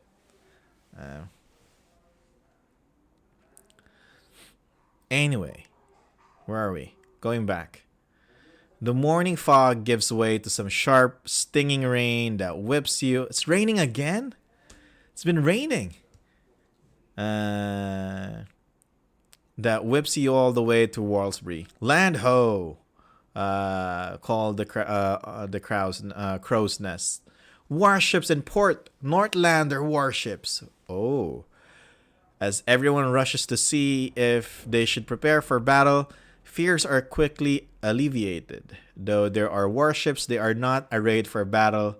4 Northlander dragon ships are beached in the harbor, floating the colors of House McClear. All right, that is scary.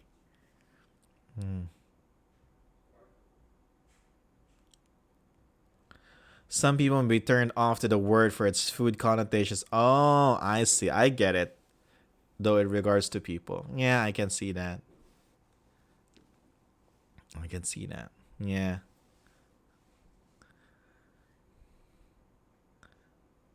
And but I like how they use it here.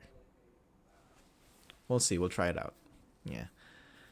So if you see if you see the word stock in my next adventures, you know where I learned it from. Um, if the characters ask questions about the boats, they are told that they should talk to the leaders of the flotilla, who are currently at the once dry toad inn. All right, there better be a performer or a bard here. The once dry toad inn is an adventurer's haunt in Walsbury, where music and rejoicing can be heard from afar. Within are a number of Northlander warriors dressed in furs and horned helmets, drinking large quantities of ale and mead. Uh, they are very vocal. Uh, Over the roaring crowd, a young Northlander skald tells about the life of Ruger the Great, who almost conquered all the Moonshaes many years ago, but was felled by a lovely elven maiden. The crowd reacts to his tale with groans, hisses, or laughs. So we have a storyteller. That's nice. Uh, so it's open mic night, I'm assuming. And yeah, you have this Northlander skull. Yeah, so we have another bard. Yeah, a storyteller uh, about Ruger the Great.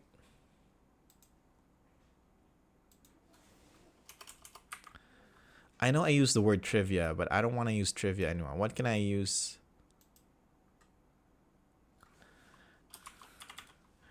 Until I can find a replacement for this. So add on info. Ruger the Great. Deep lore. Or just lore, yeah. Yeah. Yeah, lore. Ruger the Great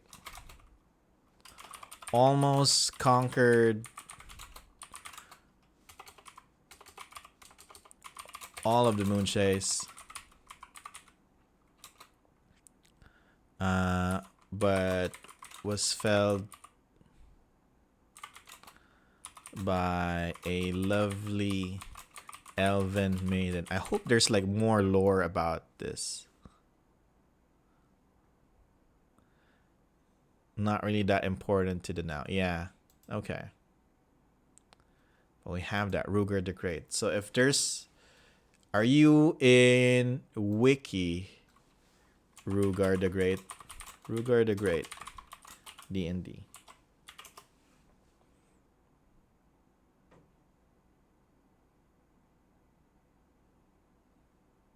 I'm not seeing any Ruger the Great. Oh, nice. Okay. If there's no lore about Ruger the Great, then that means there's an opportunity for me or one of the Moonshae writers to expand on that lore. Yeah, it's free real estate. Yes. That's nice. Okay. Continuing on.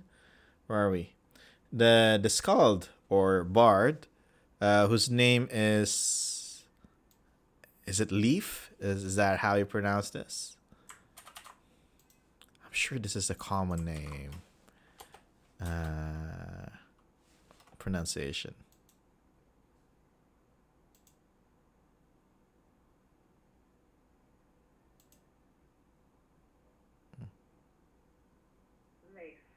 Oh, it's Leif.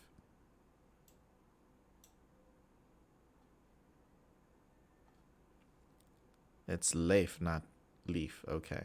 Do we have pronouncenames.com? I'm wrong again. According to pronouncenames.com, it's Leif.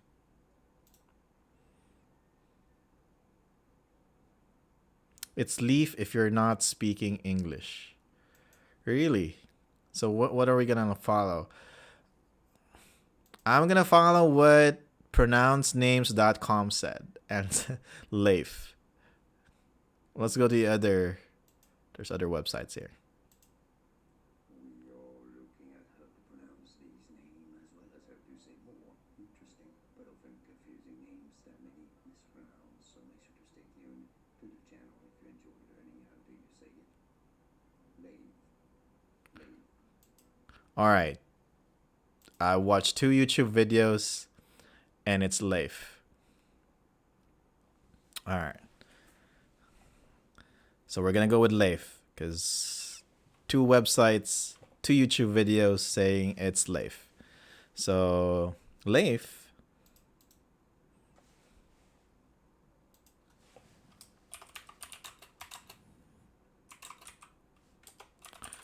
Northlander Skald.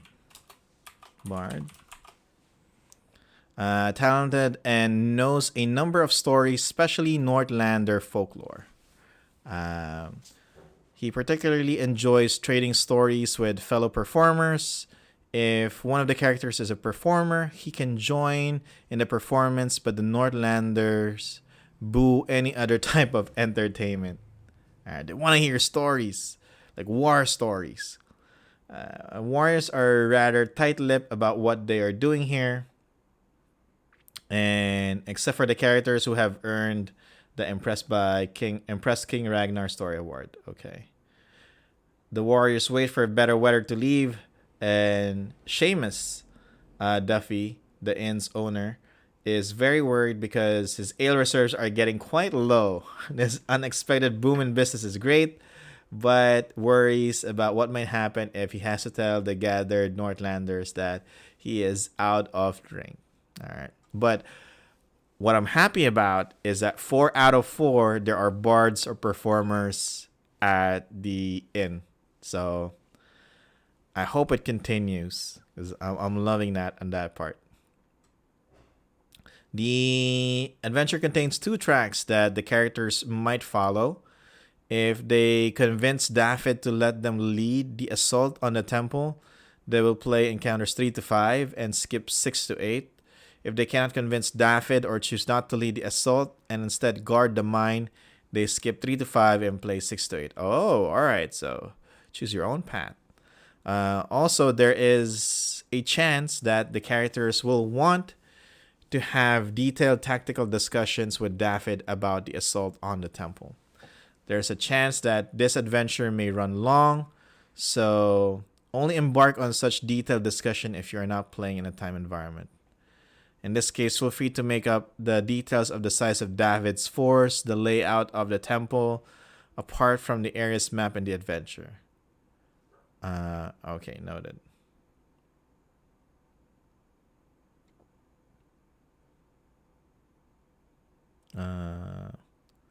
Actually will be pretty interesting if there was a stark contrast where it was eerily quiet for one adventure because of what's going on around Walsbury. Yeah.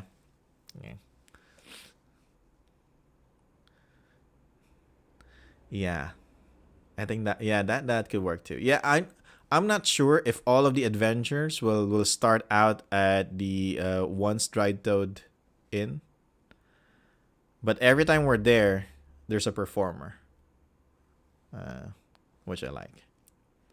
All right, we got some NPCs. Brendan McLear. All right, that's a chieftain, so we know that. David, we know David, and Grunhild. All right, Grunhild McLear is she the mother? Yes, she is the mother. We now have a name for David's mother.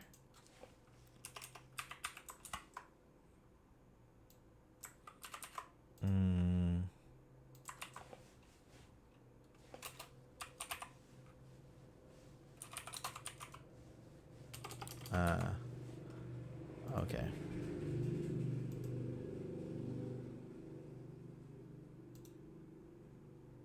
Okay.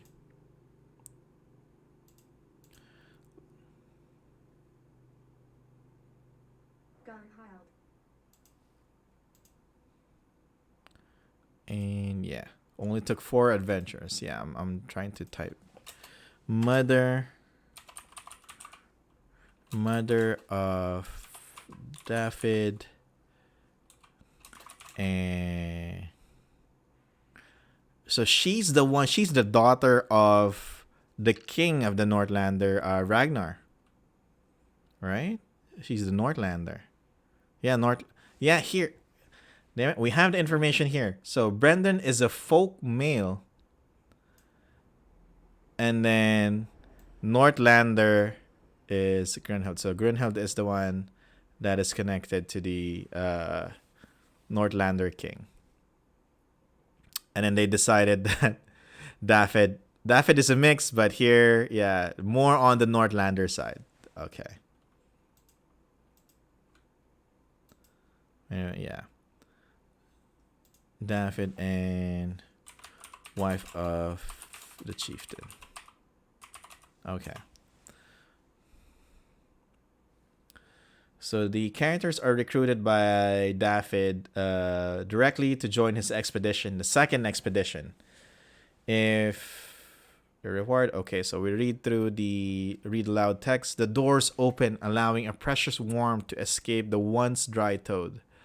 A young man of obvious Northlander ancestry, dressed in furs, enters the inn. The men immediately stand and raise their glasses to him. Hail, David!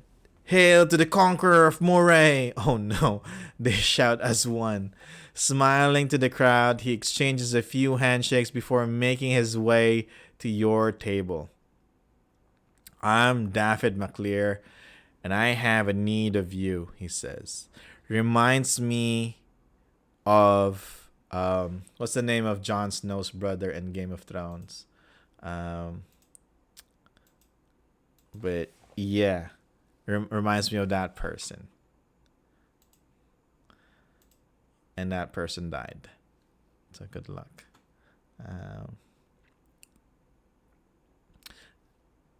Rob Stark. Yeah. David tells the characters he heard that a group of seasoned adventurers had arrived in town. David particularly friendly to characters that have the story award. And okay. He tells them the following information.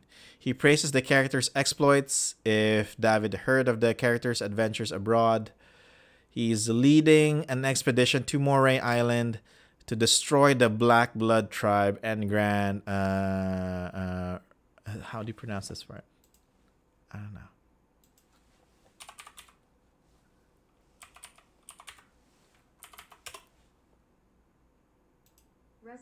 Respite, yeah.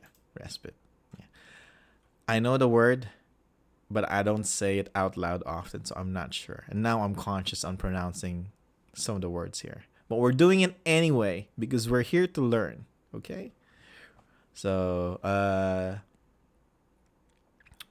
I lost it.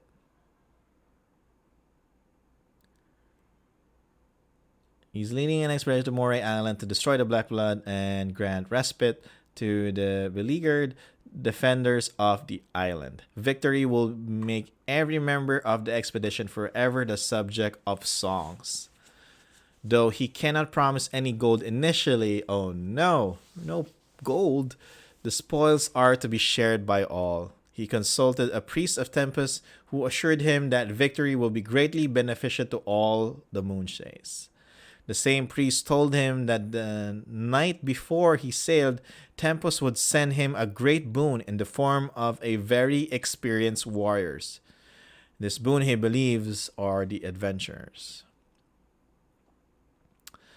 He has recruited warriors from his grandfather's tribe and other folk chiefs.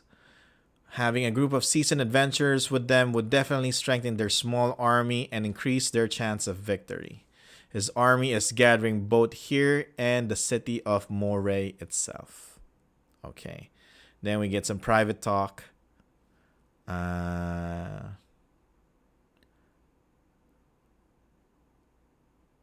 wish to impart the following information. So Brendan and Grunhild wants to tell us something. David needs experienced help in his expedition. David and his men are young and overconfident. Characters are that flag again. Characters are most seasoned members of the expedition. They want the characters to lead any major offensive that David proposes. Convince him if need be and keep him out of trouble. They make it clear to hold the characters responsible for the safety of their son. What? So you have this boy go around the Moonshaes trying to convince everyone that Moray needs saving. And then this boy's parents is telling us, the adventurers, that, you know, keep him safe. I know what he's about to do is stupid, but don't let him die. We're gonna let you do the stupid thing, but protect him. You die instead of my son. Can that be done? I think that's the message that's coming across to me. But yeah. Anyway, so we have Brendan, the chieftain, and David's father, a former adventurer. Brendan is a worldlier than most Moonshavians, very informal and friendly to characters with his favor. All right. Are invited to meet with Grunhild, daughter of King Ragnar and David's mother. In her home, Grunhild is a proud Nordlander woman. Grunhild comes across as standoffish. She is deeply concerned about lineage and inheritance. Oh, okay. And that's part 1. And then we go to Moray. Alright, we head to the Isle of Moray. So we have David, we have Ruari O'Bannon, a folk soldier, and then we have a new one. Who's this? Vondel Greyhammer, a dwarf veteran. New NPC.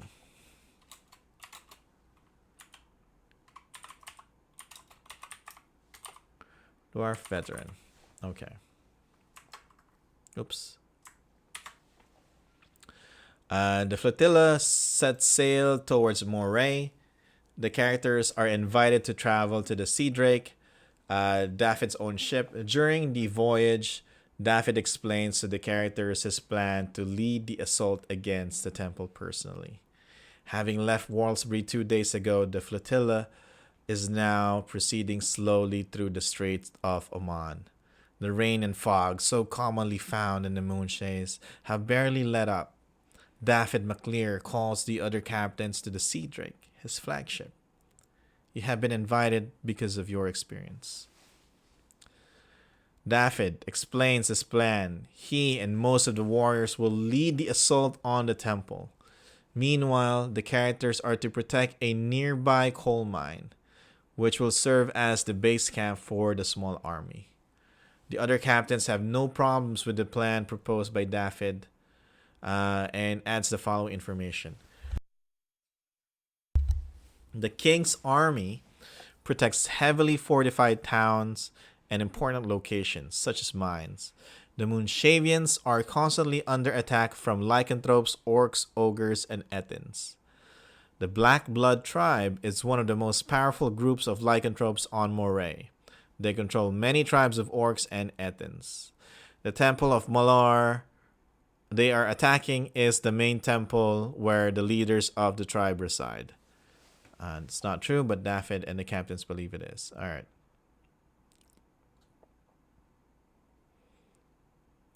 Okay. The characters, through their observation of the warriors, they travel quickly realize the warriors are inexperienced and will have difficulty against lycanthropes and ogres. Another death flag. Most are ill-equipped to deal with any threat greater than a wild boar.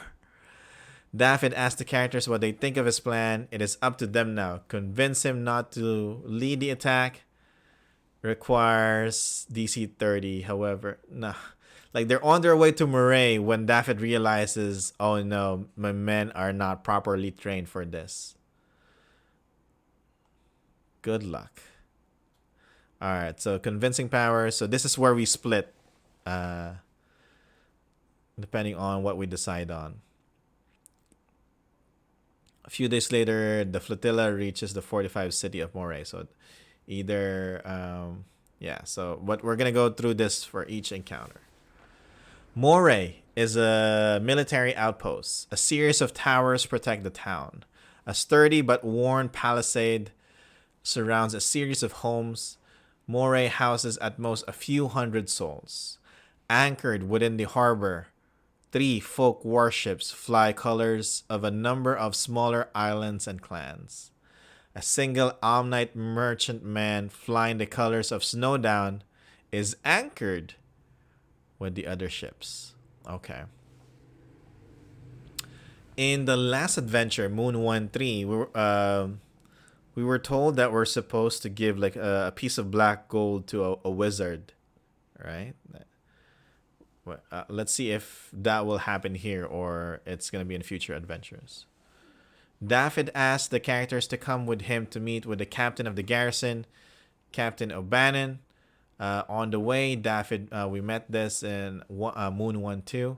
On the way, David meets with a number of other captains who have agreed to join him. Those captains are young and inexperienced as well. Captain Ruari is a rough, no-nonsense native of Moray, well-liked by the populace. His initial reaction to the arrival of the characters and the small army is one of delight. He assumes David is bringing an army to assist with the defenses of Moray.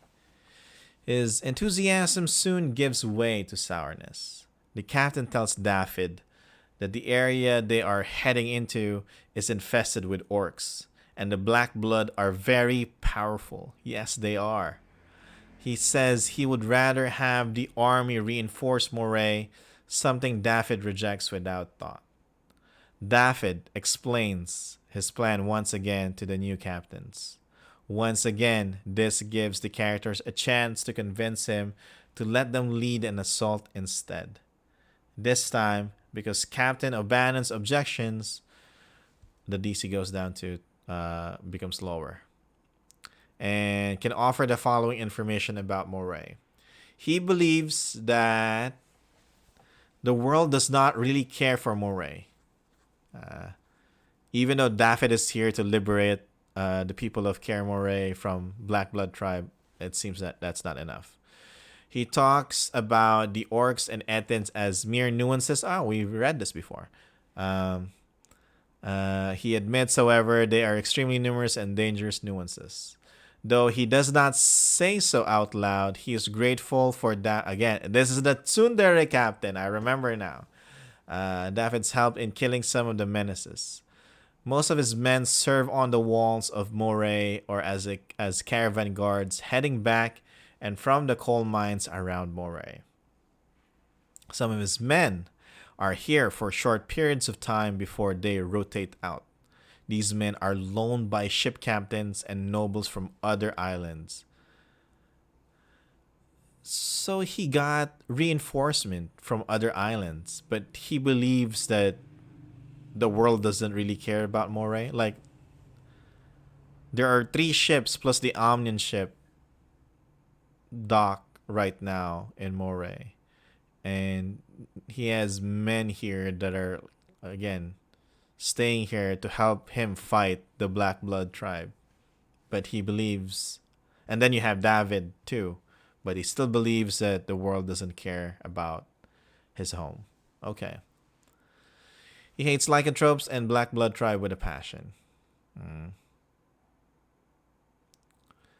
So in Moray, and they're interested in finding out what's happening. Okay. All right. Might be some juicy part here. The Omnites.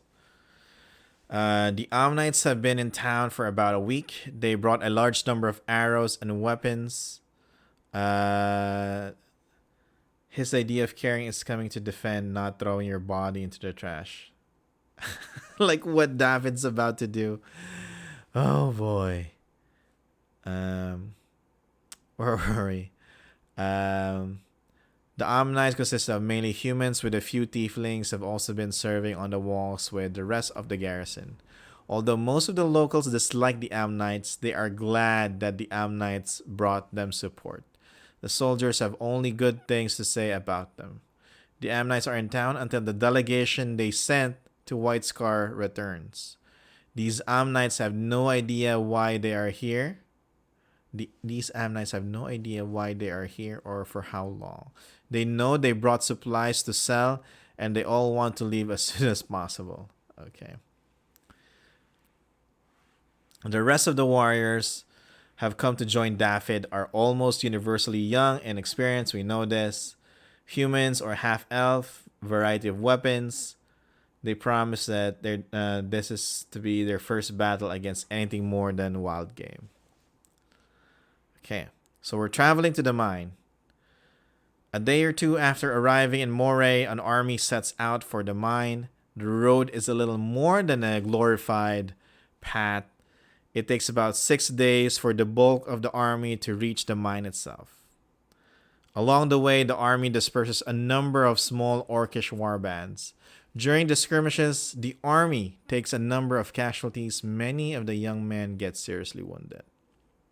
Okay? David privately calls the characters to his tent one night to discuss the casualties of the army, taking to get their opinions. If they have not yet convicted David of the need for them to lead the assault, they get one final chance here. All right. The mine. Going to the mine. This is going to be their camp. If they can take this mine, then the army will have a place to stay outside Moray. Located in the shadow of the Orc Skull Mountains. Orc Skull Mountain. And this is my problem too. So look here. Let's look at the map. So from Walsbury. Where's my map? We're going to... Where's my cursor? It disappeared. We're going to...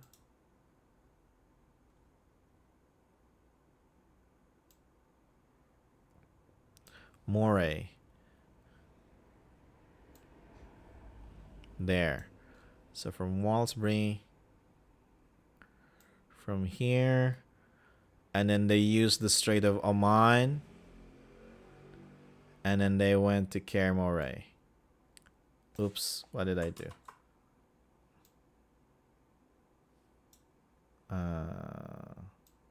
There. That's where they're at. That's where we are. And then they said they're going to like the shadows of the Orc Skull Mountain, which is right here. This area. Now my problem with this map is they misspelled Orc Skull with Orc Skill. So in my other stream, the Moonshae Isles Castle of Skulls with Baldman Games, I kept saying Orc Skill Mountain because I thought that's the name of the mountains. And then I think it was Ted who corrected me and said that no, it's Orc Skull Mountain. There we go. And now we have we can confirm it here that yeah, it is Orc Skull Mountain. Yeah. So there, the mine is surrounded by heavily fortified. Yeah, it becomes canon, right? Because I was thinking, how do you pronounce that? Is it Orcs Kill Mountains or Orc Skill Mountain? So is it like the skill of the orc or that orc skill, right? And then they correct me and say, no, it's a typo. It's Orc Skull. All right. Okay. The mine is surrounded by a heavily fortified village. Like Moray, the mine is frequently under attack by Malarites, orcs, ogres, and Ethins. The mine still exports enough coal to pay for soldiers. Most of the soldiers here are dwarves, and there are humans as well. Before being allowed inside the mining village, each character is asked to cut himself with a steel blade. Yeah, to know if they're a lycanthrope or not. The mood is even more dour here than in Moray. Everyone is armed and armored at all times. Even the few children here carry daggers and wear leather vests. The leader of both settlement and the garrison is a gruff dwarf named Vondel Greyhammer. Alright. Upon arrival, David tells the characters that he is meeting with Vondel to inform him the plan. He orders the characters to assist the army setting up camp. And Vondel meets David in private about their expedition. Vondel grumbles because the army is not here to reinforce his men but does not oppose the plan. Okay. Troubleshooting, not convinced and not following orders. So it's possible that the characters failed to convince David and still refuse to stay behind and help protect the mine. This requires extra more on the DM's part. If this is the case, run the characters through encounter 3 to 5. However, when they get to the temple, they find a number of entrances. The army splits up and the young warriors, excluding David, get cut to pieces in their own entrances. Oh no. If the pieces decide to stick with David like glue, the young man gets himself killed during the fight by taking unnecessary risk, using poor tactics, provoking attacks, and opportunity. No stats for David in this adventure. Okay, so there's one path that David dies. We know that.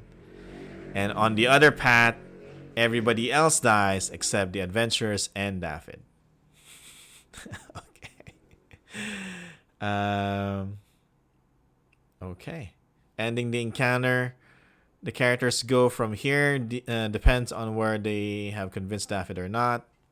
Okay, so we're gonna go in order here. Black Blood. Alright, I can already feel that this one is a long adventure. Yeah, hope we can finish this. So we have mages, we have minotaurs, we have were-rats, we have werewolf battle champion. Look at that. That's awesome. Run this encounter only if they convince David to let them lead the attack on the temple. Alright. Alright, nice to meet you. You're still awake. Good job. Good job. It takes a few days for the character to travel from the mine to the entrance of the temple. Holiday today, no work. What's the holiday today? It doesn't say in my... I don't have my phone with me. I don't know what holiday. Good job. It's a holiday today. Nice. So it's a holiday today in the Philippines. Yay. No work. I'm not affected by that, but yeah. No work for my friends. Where was I? Gigantic statues of large bestial creatures are carved on the walls of many canyons and ravines that line the trail into the Orc Skull Mountains. During the trip, the characters disperse a number of small orcish warbands. The gods depicted in these carvings have aspects tied to dark powers of nature and beasts. It is obvious that all of them are evil. So religion check. You find Malar, we find Groomsh, you find Orel. Malar is obviously the dominant god amongst them. Okay.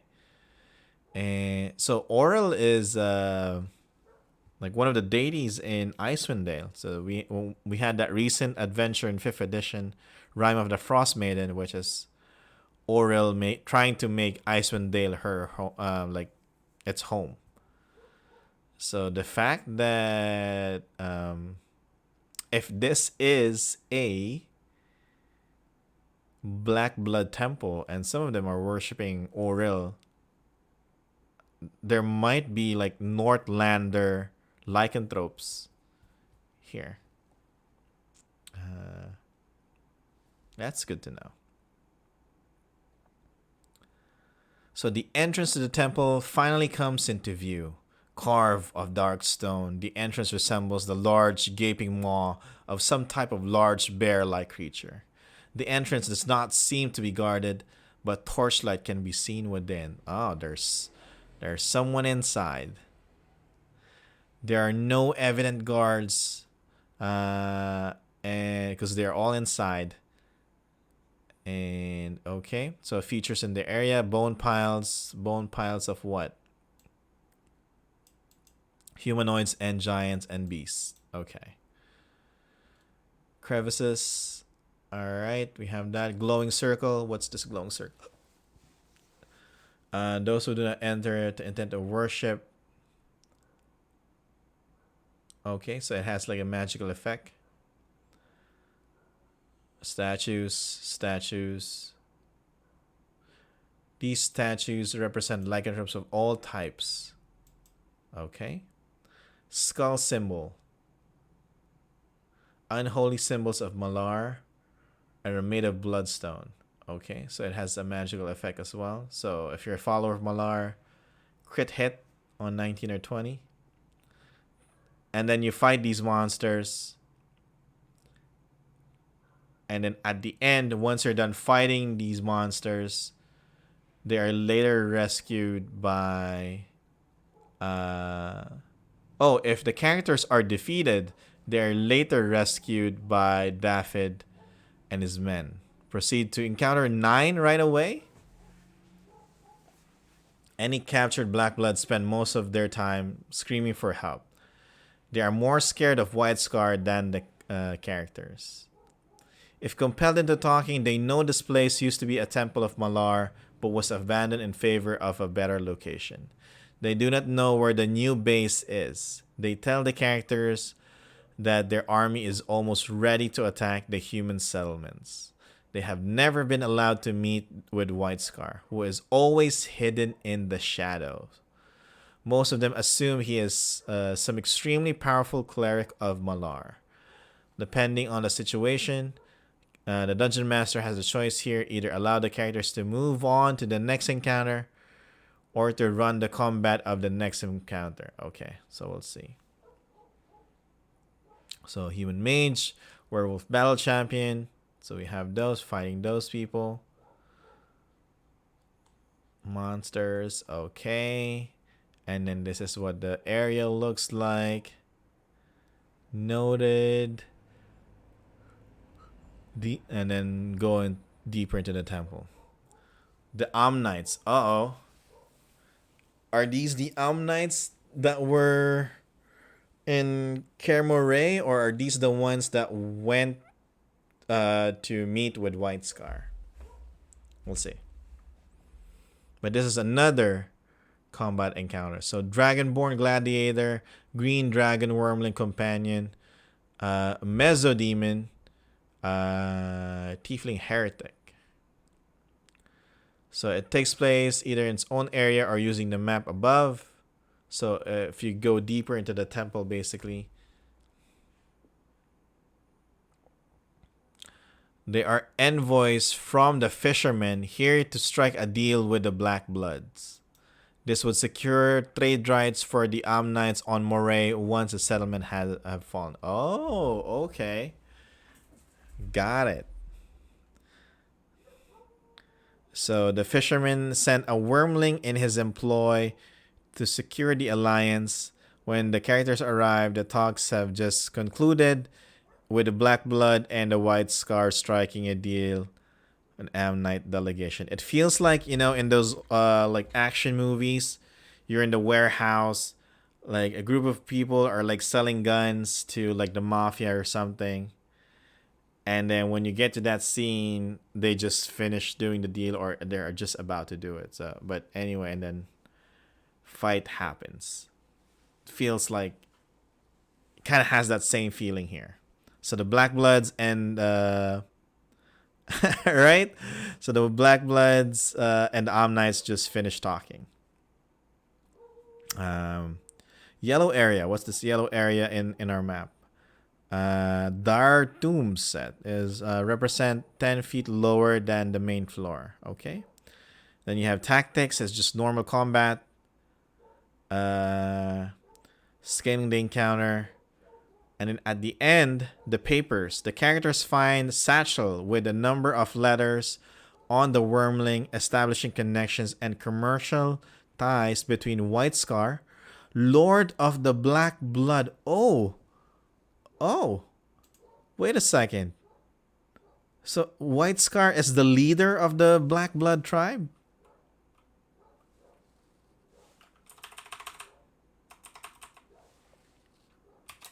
Lord of the Black Blood.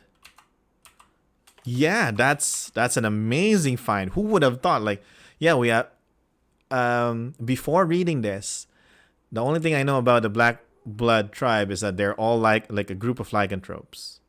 And here you can see that they're a heavy religious group that worships Malar, right? And some other evil gods too. And it's not just lycanthropes. And then here, I think that the leader of the Black Blood tribe is a purple dragon. Holy crap. Good thing we're on the stream. Good thing we're reading this. All right, I wanna read it again. Find a satchel with a number of letters on the wormling, establishing connections and other commercial ties between White Scar, Lord of the Black Blood, and the Fisherman. These are like mafia names, like nicknames you have. It's so cool. All right. It is pretty obvious that both seek the swift destruction of Moonshavian control on Moray Island. The fisherman requests some slaves and control of a number of mines in return for quality steel weapons and ammunition. Okay. All right. And look at all these magic items that you can get here. On the Amnite's bodies, you have Frost Weapon +2, Blood Cut Armor +2, Battle Striver Greaves, and an Implement +3. What? It's either an or broad or wand. So it's a spellcasting focus, I'm assuming. All right. 4 items there. That's a good loot. If you fought them. He likes the lead sinkers. All right. That works. Whoever thought of that was very smart. Is it JP? Oh, it's JP. If JP thought of that, like, why the fishermen? Because, yeah, the sinkers. Yeah. Okay, so you have these stats. So not really going to look at that. Mesa Demon Fighter is large. And then this is the map. Okay. And then encounter fight. Oh, we're gonna fight White Scar. So does this mean that we're gonna defeat the Lord of the Black Blood? We'll see. White Scar is a young purple dragon. And I think his mark on the map is W. So a few empty rooms deeper into the lair, you finally reach the main chamber where once the Black Blood gathered to worship Malar. Let me try to remember. Because I know at the beginning they mentioned that this temple is supposed to be the base of the Black Blood. But they move somewhere else. And the only thing left here is White Scar. So does that mean that every other Black Blood left, but they left their leader here? Or is White Scar just one of the like middle management leaders? Yeah. One of the lords, but not like the one at the top, not the CEO of Black Blood. So if you go deeper, and who works with the cult? So yeah, It's his house. So the room ahead is enormous. In spite of its size, sounds do not echo. The darkness here is deep, almost palpable. A silky and venomous voice resounds through the cave, coming from deep within. More visitors? What have you come to offer me? Gold this time, I hope. Alright. And some characters may wish to try to bluff or talk their way out of this encounter. This can be done, but requires a large payment in gold to be successful. White Scar is very greedy, and any talks require gold or coin convince him to agree. Okay, that's good. There should be an extended and very difficult skill challenge. White Scar is interested in territory and dominion over inferior beings, which includes pretty much everyone and anything, as well as large amount of treasure. I love that. I love the description there. Even the characters succeed in talking their way out of fighting White Scar. This means the Black Bloods still have one of their most powerful allies in the area. So even if they succeed in talking their way out of fighting White Scar, it means that the Black Bloods still have one of their most powerful allies here. Okay. Dragon statues represents Malar as a large draconic style creature ready to pounce on anyone. There's dragon skulls. Very ancient beast lost to time. Okay. So there's this was a home of a different dragon before. The water pool. The beholder stands on others. Yeah. Tactics, you have that. So we fight White Scar. I'm excited to see his stats. So after you fight him, if you don't convince him with lots of gold and etc. With the defeat of White Scar, the Black Blood have lost a major ally in the area. As news of its demise spreads, the strange hold of the Black Blood on the tribe of the area begins to crumble. Okay. So I don't think White Scar is the leader of the Black Blood. He's one of the leaders. Almost like middle management, like a team leader. Right? Or operations manager. A level. And White Scar keeps most of his treasure deeper in its lair in a cave accessible only with its Dark Face ability. Alright. So you only get like 50 or 75 gold pieces here. And a Cloak of Survival +2. That's it. Alright, let's look at the stats. What do we have? It's a large natural magical beast, a dragon. +7, 300 HP, AC 26, resistant to psychic. Alright, can fly 7 squares, overland flight 14. It can bite.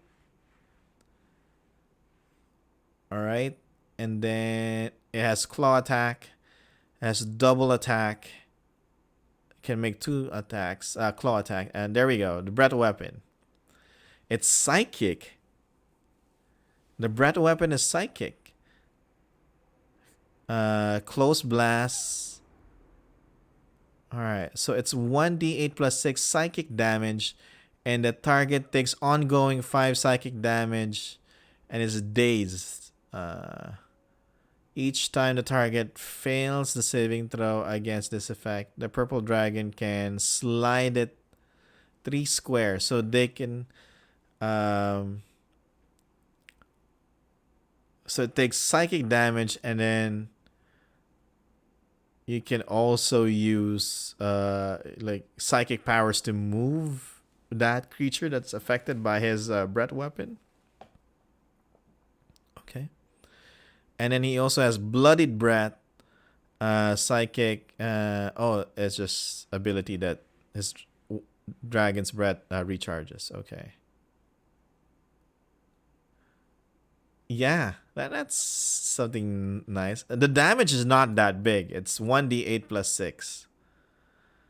But every turn, and the target takes ongoing 5 psychic damage, right? So every turn they take psychic damage if they fail to save, and the dragon can basically move you around.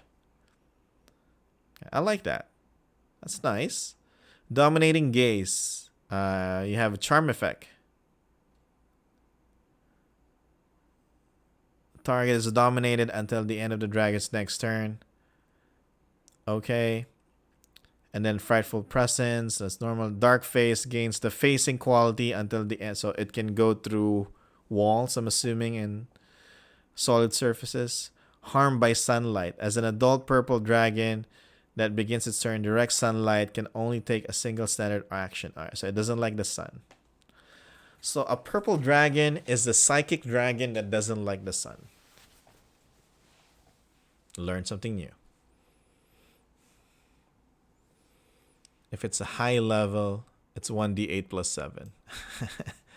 How much HP? 368. Okay. Encounter 5, you have that. That's a layer. Oh, there's gold there. Alright. The ambassadors. Alright, the Omnians. Omnians in here. Yeah. It's just the initial and then goes every turn. Yeah.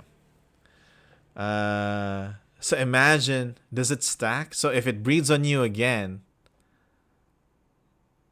does the damage stack? Like you take like 10 damage per turn? Right? It doesn't say, right? I don't know the rules for 4E. You only get one instance of that. Yeah, right? But if it stacks, if it recharges, like the bread recharges, and then you take a hit again, you fail to save again, I can see how it's deadly. Let's not think too much of 4E mechanics. All right, yeah. All right, let's not fall into that rabbit hole. All right, Encounter 6, the ambassadors. It's fun though. I'm just interested in that dragon. So this is another combat encounter. Oh no! This might be because there are 2 paths, right? Yeah. So this uses stats from encounter 4 for this encounter. So this is encounter 6 onwards is when the characters cannot convince Daffyd to let them lead the assault. So it's Daffyd that leads it, and they're asked to stay behind and defend the mines and the village. So Vondel, is there a 5e equivalent of that dragon? Are there any? I think there are psychic dragons in Fistbands. I haven't really read all the dragon stats there. There are gem dragons. No purple dragon. Also called Depp dragons, like Johnny Depp dragons. Like Depp. Alright. Okay. Oh, deep. I was like confused for a second there. Yeah. Okay. Deep dragons. Alright. Noted. Going back again. Let's move on. Alright. We need to let this go. We need to let it go. It's 4E. So we're going back. Encounter 6. Or let's extract some lore. So we're staying behind and defend the mines, and Vondel assigns us to, or the adventurers, to patrol the area because he fears for a counterattack. Tells them that anything at the ordinary should be killed on sight. First 4 days, nothing happens. Occasional ogre. 5th day, characters spot a group of folk on the path. They're heading towards Moray. The moment the character sees this group of creatures, they recognize them as foreigners. Okay. And that they're Omnians. They're envoys from the fishermen, here to strike a deal with the Black Blood. All right. So this is the other path, basically. If depending on the decision of the adventurers. Almost the same. Okay. Their mission is successful. They all have valid travel papers with the seal of the King of Snowdown. Who is the King of Snowdown? The seal is genuine, and the Knights know it. All right. There's no authority on Moray who recognizes those papers, and any provisions of protection within cannot be upheld outside the cities. Okay.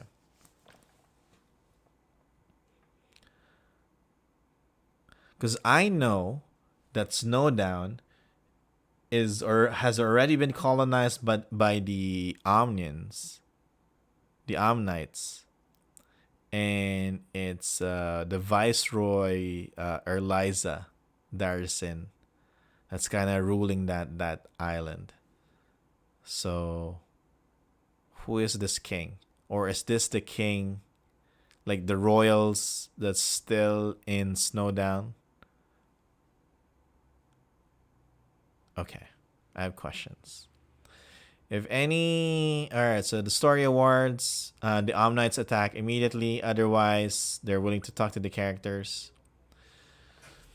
All right. If we're able to talk, we get these information. They came here looking for treasure. They did not find any. Now they're heading back to Snowdown, which is a lie. Although they are Omnites, they are all called Snowdown their home, except the Mesodemon, who does not answer. The Wormling is the only one who was both born and raised on Snowdown.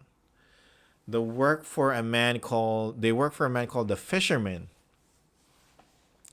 They don't know much about the man, but he pays them well and keeps them busy adventuring. He controls great resources, including mines, fisheries, mercenaries, and many of them gathered in the Moonshaes. None of them care for the Moonshae Isles, considering them a backwater hellhole. These guys. Only good to enrich themselves. None are willing or interested in helping the characters or Daffy. They prefer to let the locals do their own problems. Or to their own problems. They met a... No one cares about Moray. Ruari was right. They met a young man with an army of frothing, raging savages a few days ago. They reckon he met his end in the mountains. Oh no, is that Daffy? Then features in the area if they are fighting, tactics, scaling the encounter, ending the encounter if they fight the Omnians or the Omnites. They hear the alarm horn back at the mines. The mines is under attack, and it will take 15-20 minutes to go back there. Okay. Papers. So it's the deal between White Scar and the Fisherman. All right, so it's the same thing. And the same items. Okay. Encounter 7. I think I saw Encounter 9, so we're almost there. Almost there. Encounter 7, Night Raid. Mages, Minotaur Wars, Were Rats. Alright. Werewolf Battle Champion.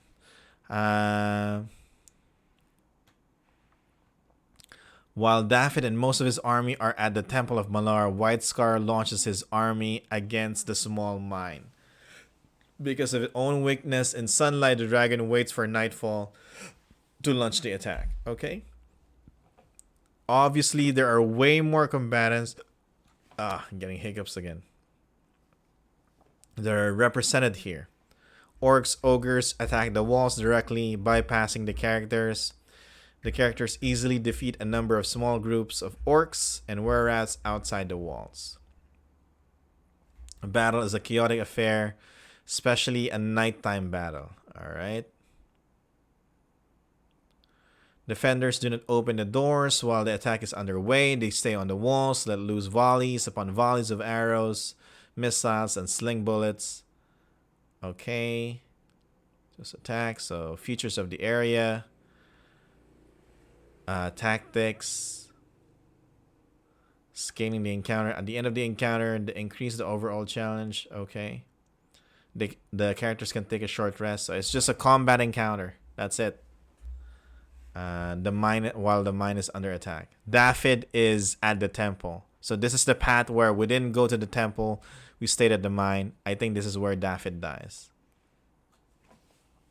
Night Raid Part 2. So it's nighttime, so White Scar comes to the mine, right? And fights. And in this part, you can't really talk to him. He just fights you because he's in like attacking the mine. With a defeat of White Scar, all right, and that's it. That is it. So this one, it's just it's the boss battle. But if you choose this path, like let Daffyd go to the temple, you don't get to negotiate with White Scar. After the ordeal, so I think this is the conclusion. So Daffyd is here, Ruari is here, Vondel is here, because there are a number of possible outcomes to this adventure. This encounter ties a number of elements together. Okay, so it depends on what happened. White Scar was not killed. If White Scar was not killed by the characters, the mine is quickly overrun by Black Bloods after the characters leave the area. Daffyd goes against the dragon by himself and gets killed. Bam! Daffyd, why? Why do you have to dream big? Why do you have to be a hero? Yeah. I like how even though it's combat heavy, this module still has, it seems a lot more time for roleplay and the kind of encounter than the previous module. Yeah. This one's different. Yeah, so you can see like how much of an expert of a writer JP is, right? And you can also clearly tell like the connection from MOON1-2, which is the other adventure that he wrote, to this one. And it made it look like MOON1-1 and MOON1-3 are like filler episodes in an anime, right? But here, so the first scenario, White Scar was not killed, Daffyd dies. Daffyd headed out to the temple. If the characters did not convince Daffyd to let them lead the assault, this results in Daffyd and his army getting crushed by the Black Blood. Very few warriors return from the temple. And I think Daffyd dies there as well. The characters went to the temple and killed White Scar. So they travel back from the temple. They can see that the cohesiveness of the Black Blood is now broken. Orc tribes squabble with each other. Ogres fight Ethans, and so forth. The death of White Scar has broken the power of the Black Blood in the area. When they reach the mine, they find Daffyd and his men smiling. He's a hero. He's successful. While the characters were away, they repelled a major Black Blood attack. After a long siege, their army suddenly dissolved into the chaos and broke without explanation. Yeah, from what I'm seeing, it looks like, White Scar is the boss. But now he's dead. So there's a power vacuum. Okay. Does that mean, since White Scar is now dead, the Fisherman can now take its place? You know, the Black Blood is like everywhere now. But the Fisherman will come along and try to unite them, like bring back, the evil glory of the Black Blood tribe again.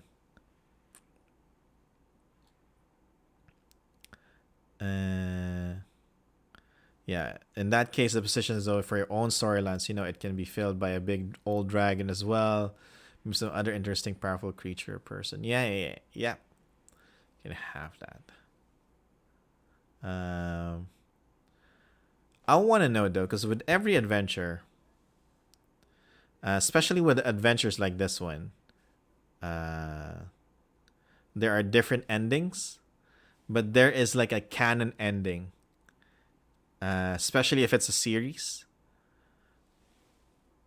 So to make like a progress in the story, you have to follow one outcome, because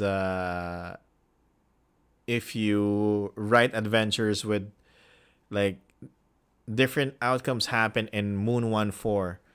So now in Moon1-5, you have to write scenarios for all of those outcomes. That's gonna be a problem. So usually there is a canon ending. I wonder what is the canon ending in this adventure. Did Daffy die, or did we survive together with Daffy? Did we kill White Scar? Yeah, I doubt we'll know what happened, because there's only like 7 or 8 adventures in the Living Forgotten Realms for the Moonshaes. But I hope JP writes another adventure and the answers are there. We'll see. So anyway, conclusion: White Scar is dead. With the death of the purple dragon White Scar, the black blood in the area is broken. Orcs, ogres, and Eden tribes turn to their former masters and each other. The Moonshavian forces on Moray have been granted a respite from the constant assaults of the Black Blood. This victory, your victory, has been given hope to the defenders of Moray. If Daffy is dead, it's a bad ending. Upon your return to Walsbury, both Brendan and Grunhild MacLear summon you to their home. In a few short words, you are told of their displeasure with you and your incapacity to protect their son. Their words are short and very clear. Any liking they might have taken to you in the past is now gone. Why did you not talk to your son before he talked to his grandpa about becoming a hero, waging war on Moray, before gathering all those inexperienced warriors? Why are they blaming it on us, the adventurers? I don't like the MacLears anymore. I like Daffy. I don't like his parents. Yeah. But it's like, you know what? I can't stop my son. But since my son hired you, with, he didn't even promise any amount of gold. Now it falls onto us to protect Daffy. And when we fail to do that, we're the ones to blame, But they should have convinced Daffy. There were like several encounters here, several skill checks that we had to make to convince Daffy to stay at the mines, and let us do the work, let the adventurers do the work. Imagine if those parents, Brendan and Grunhild, did several persuasion checks on Daffy to, stop this madness, stop this nonsense, don't be a hero, just continue to explore the Moonshaes, or go to Waterdeep or something. I don't like the parents. Okay. With a level 7 adventure with +9 mod, can't do it. What hope do a kid's parents have? Yeah, but man, it's good that I'm feeling something about this adventure. That means the writing is good. But yeah, I'm annoyed about Daffy's parents. Epilogue. All right. Foreshadows the final part of the Fisherman Major Quest. The inn was almost empty when the tall man entered and headed for the barkeep. Oh, is this the once die toad? My lord, We did not expect you tonight, stumbled the innkeeper. I need you to find some people for me. I have a score to settle with them. Get them here. I do not care how you do it. I want them here. Here are their names. The man handed a letter to the innkeeper. Yes, my lord, I will do as you wish. The innkeeper shakes visibly, even after the other man has left the inn. Does that mean... Where's that? Moon1-1. Does that mean Seamus is the spy? Is the innkeeper they're talking about Seamus, the proprietor of Once Dry Toad Inn? He can see all, if we play through all the adventures, we've been distracted by all of these bards, performers at his inn. At all this time he's been spying on us. It's a hub of adventures. Like, he knows what's going on. Oh man. And then he works for the fishermen. Wow. What is the one of... This is cool though. So if it is true, I don't know. I haven't read the next adventure. But a villain's one of a villain's greatest weapon, bards. Now have them there. Have the heroes distracted. They don't even know that there are spies everywhere watching their every move. And not even just the adventures, like what Daffod is doing, what the chieftain is doing. You know, before Daffod has set off to Moray, they went to Walsbury first, so all the Northlanders were there. If Seamus is the spy, wow. Just wow. Okay. I like how this is written. It's like 4 adventures in, but like the revelation and like I feel engaged with the story. And those are the kind of adventures that I want to write. Sure, the template, the format may be a bit wonky. Some stories may not make sense, but here you read it, you don't when you read it, then you know you feel engaged. You want to learn what happens next.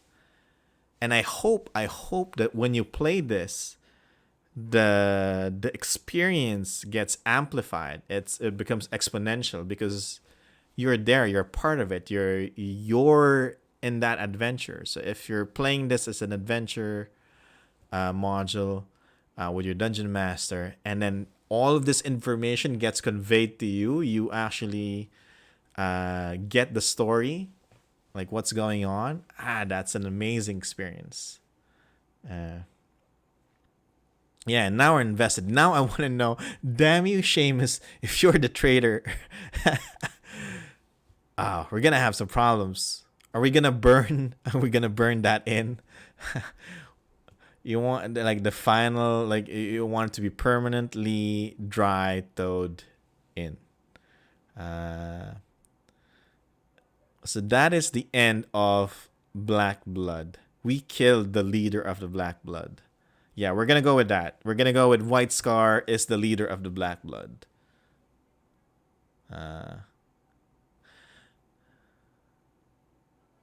Toasty Toad in.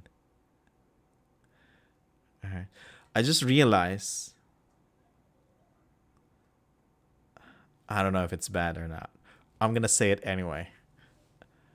Just like the leader of the Black Bloods is White Scar. Alright. I don't know. Why do you have... Was that intentional? I don't know. Why is it like that? Uh, I don't know. The leader. I was just gonna put it out there. You go think what you want to think, but I'm putting it out there because I can't keep it in my head. But yeah. Anyway, reward summary, all these stuff. We have that. Story awards. We have some story awards. So let me move the PDF. It's just stating facts. Yeah, because the Black Bloods are really powerful.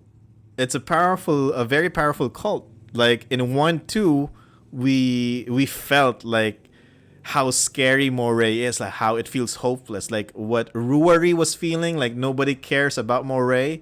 We're kind of feeling that too, and like, dude, don't camp like outside, because you're gonna die. Like Moray is like the hopeless place in the Moonshae Isles because of the Black Bloods, right? And then you see that the leader is named White Scar. Okay. I don't know how to react to that. Okay. So adventure questions is just for tracking purposes, but what we want to see here is the story awards. So we become hero of Moray because we killed the purple dragon White Scar and have given hope to Moray a respite from incessant attacks of the Black Blood. Your name will be sung by bards throughout the Moonshae Isles. I don't trust bards anymore. Okay? I don't want to be distracted by performers or bards or skalds, whatever. So there might be a spy. Alright. For years to come. You have also once again not embroiled in the fisherman's affair. Okay.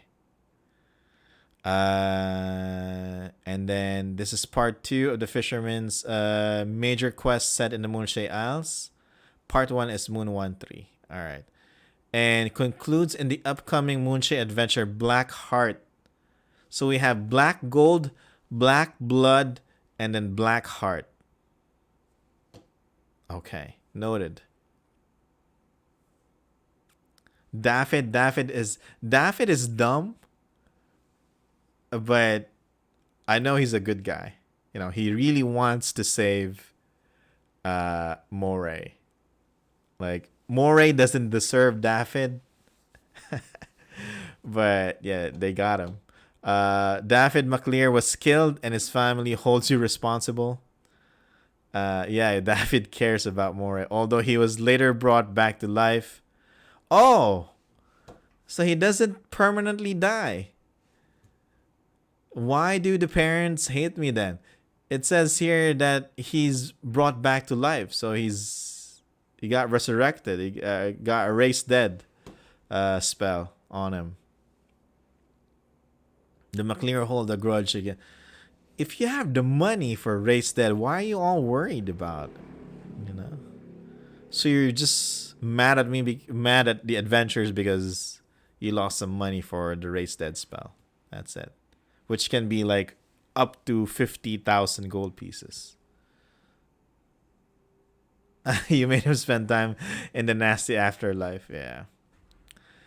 But yes, there you go. That is the end. That was fun. I enjoyed that. That's the end of Black Blood. So what I'm seeing right now is that there's not a lot of events except one, which is here. There's not a lot of events that happen in these adventures that have like a big impact in the history of Moonshae, except for White Scar. If White Scar is the leader of the Black Bloods, that dragon dying has a big impact with the Black Blood tribe and how they work after that, right? So that's the only one that has a major impact in terms of the Moonshae's history. The rest are kind of minor stuff and can be easily ignored, right? Let's see if the fisherman can give us something grand once we read Blackheart, right? But oops, I should scroll up more, or I should move my PDF there. But I can say that I am now a fan of Jean-Philipe, JP Chapleau. Adventure writing is really good. We get invested as we read through it. Imagine if you get to play it and the DM does a good job of, actually conveying what information needs to be conveyed from this adventure to the players. So I bet that'll be an awesome experience. But yeah, we finished 2 adventures today. Can we do? I'll do one more stream tomorrow. So that's gonna be MOON1-5 and hopefully MOON1-6, depending on how long each one is. But good job, everyone. Thank you very much for staying. Thank you for staying awake if you're here in the Philippines. Thursday is going to be the last day of the week that I'm going to stream in terms of research. And then I'm going to check to see how we can do the gaming stream when the writer is not writing. There. So thank you for staying. See you tomorrow. Stay away from lycanthropes. If you are asked by an Omnite merchant to buy some land in Moray, say no. Okay. Gaming stream when, we'll plan that out. Okay. 2 things I need to figure out for the streams. The gaming stream and how to add moderators properly. There. That's it. So that's on the checklist. So thank you everyone for staying. Good stream, everyone. See you tomorrow. Bye-bye. Bye-bye.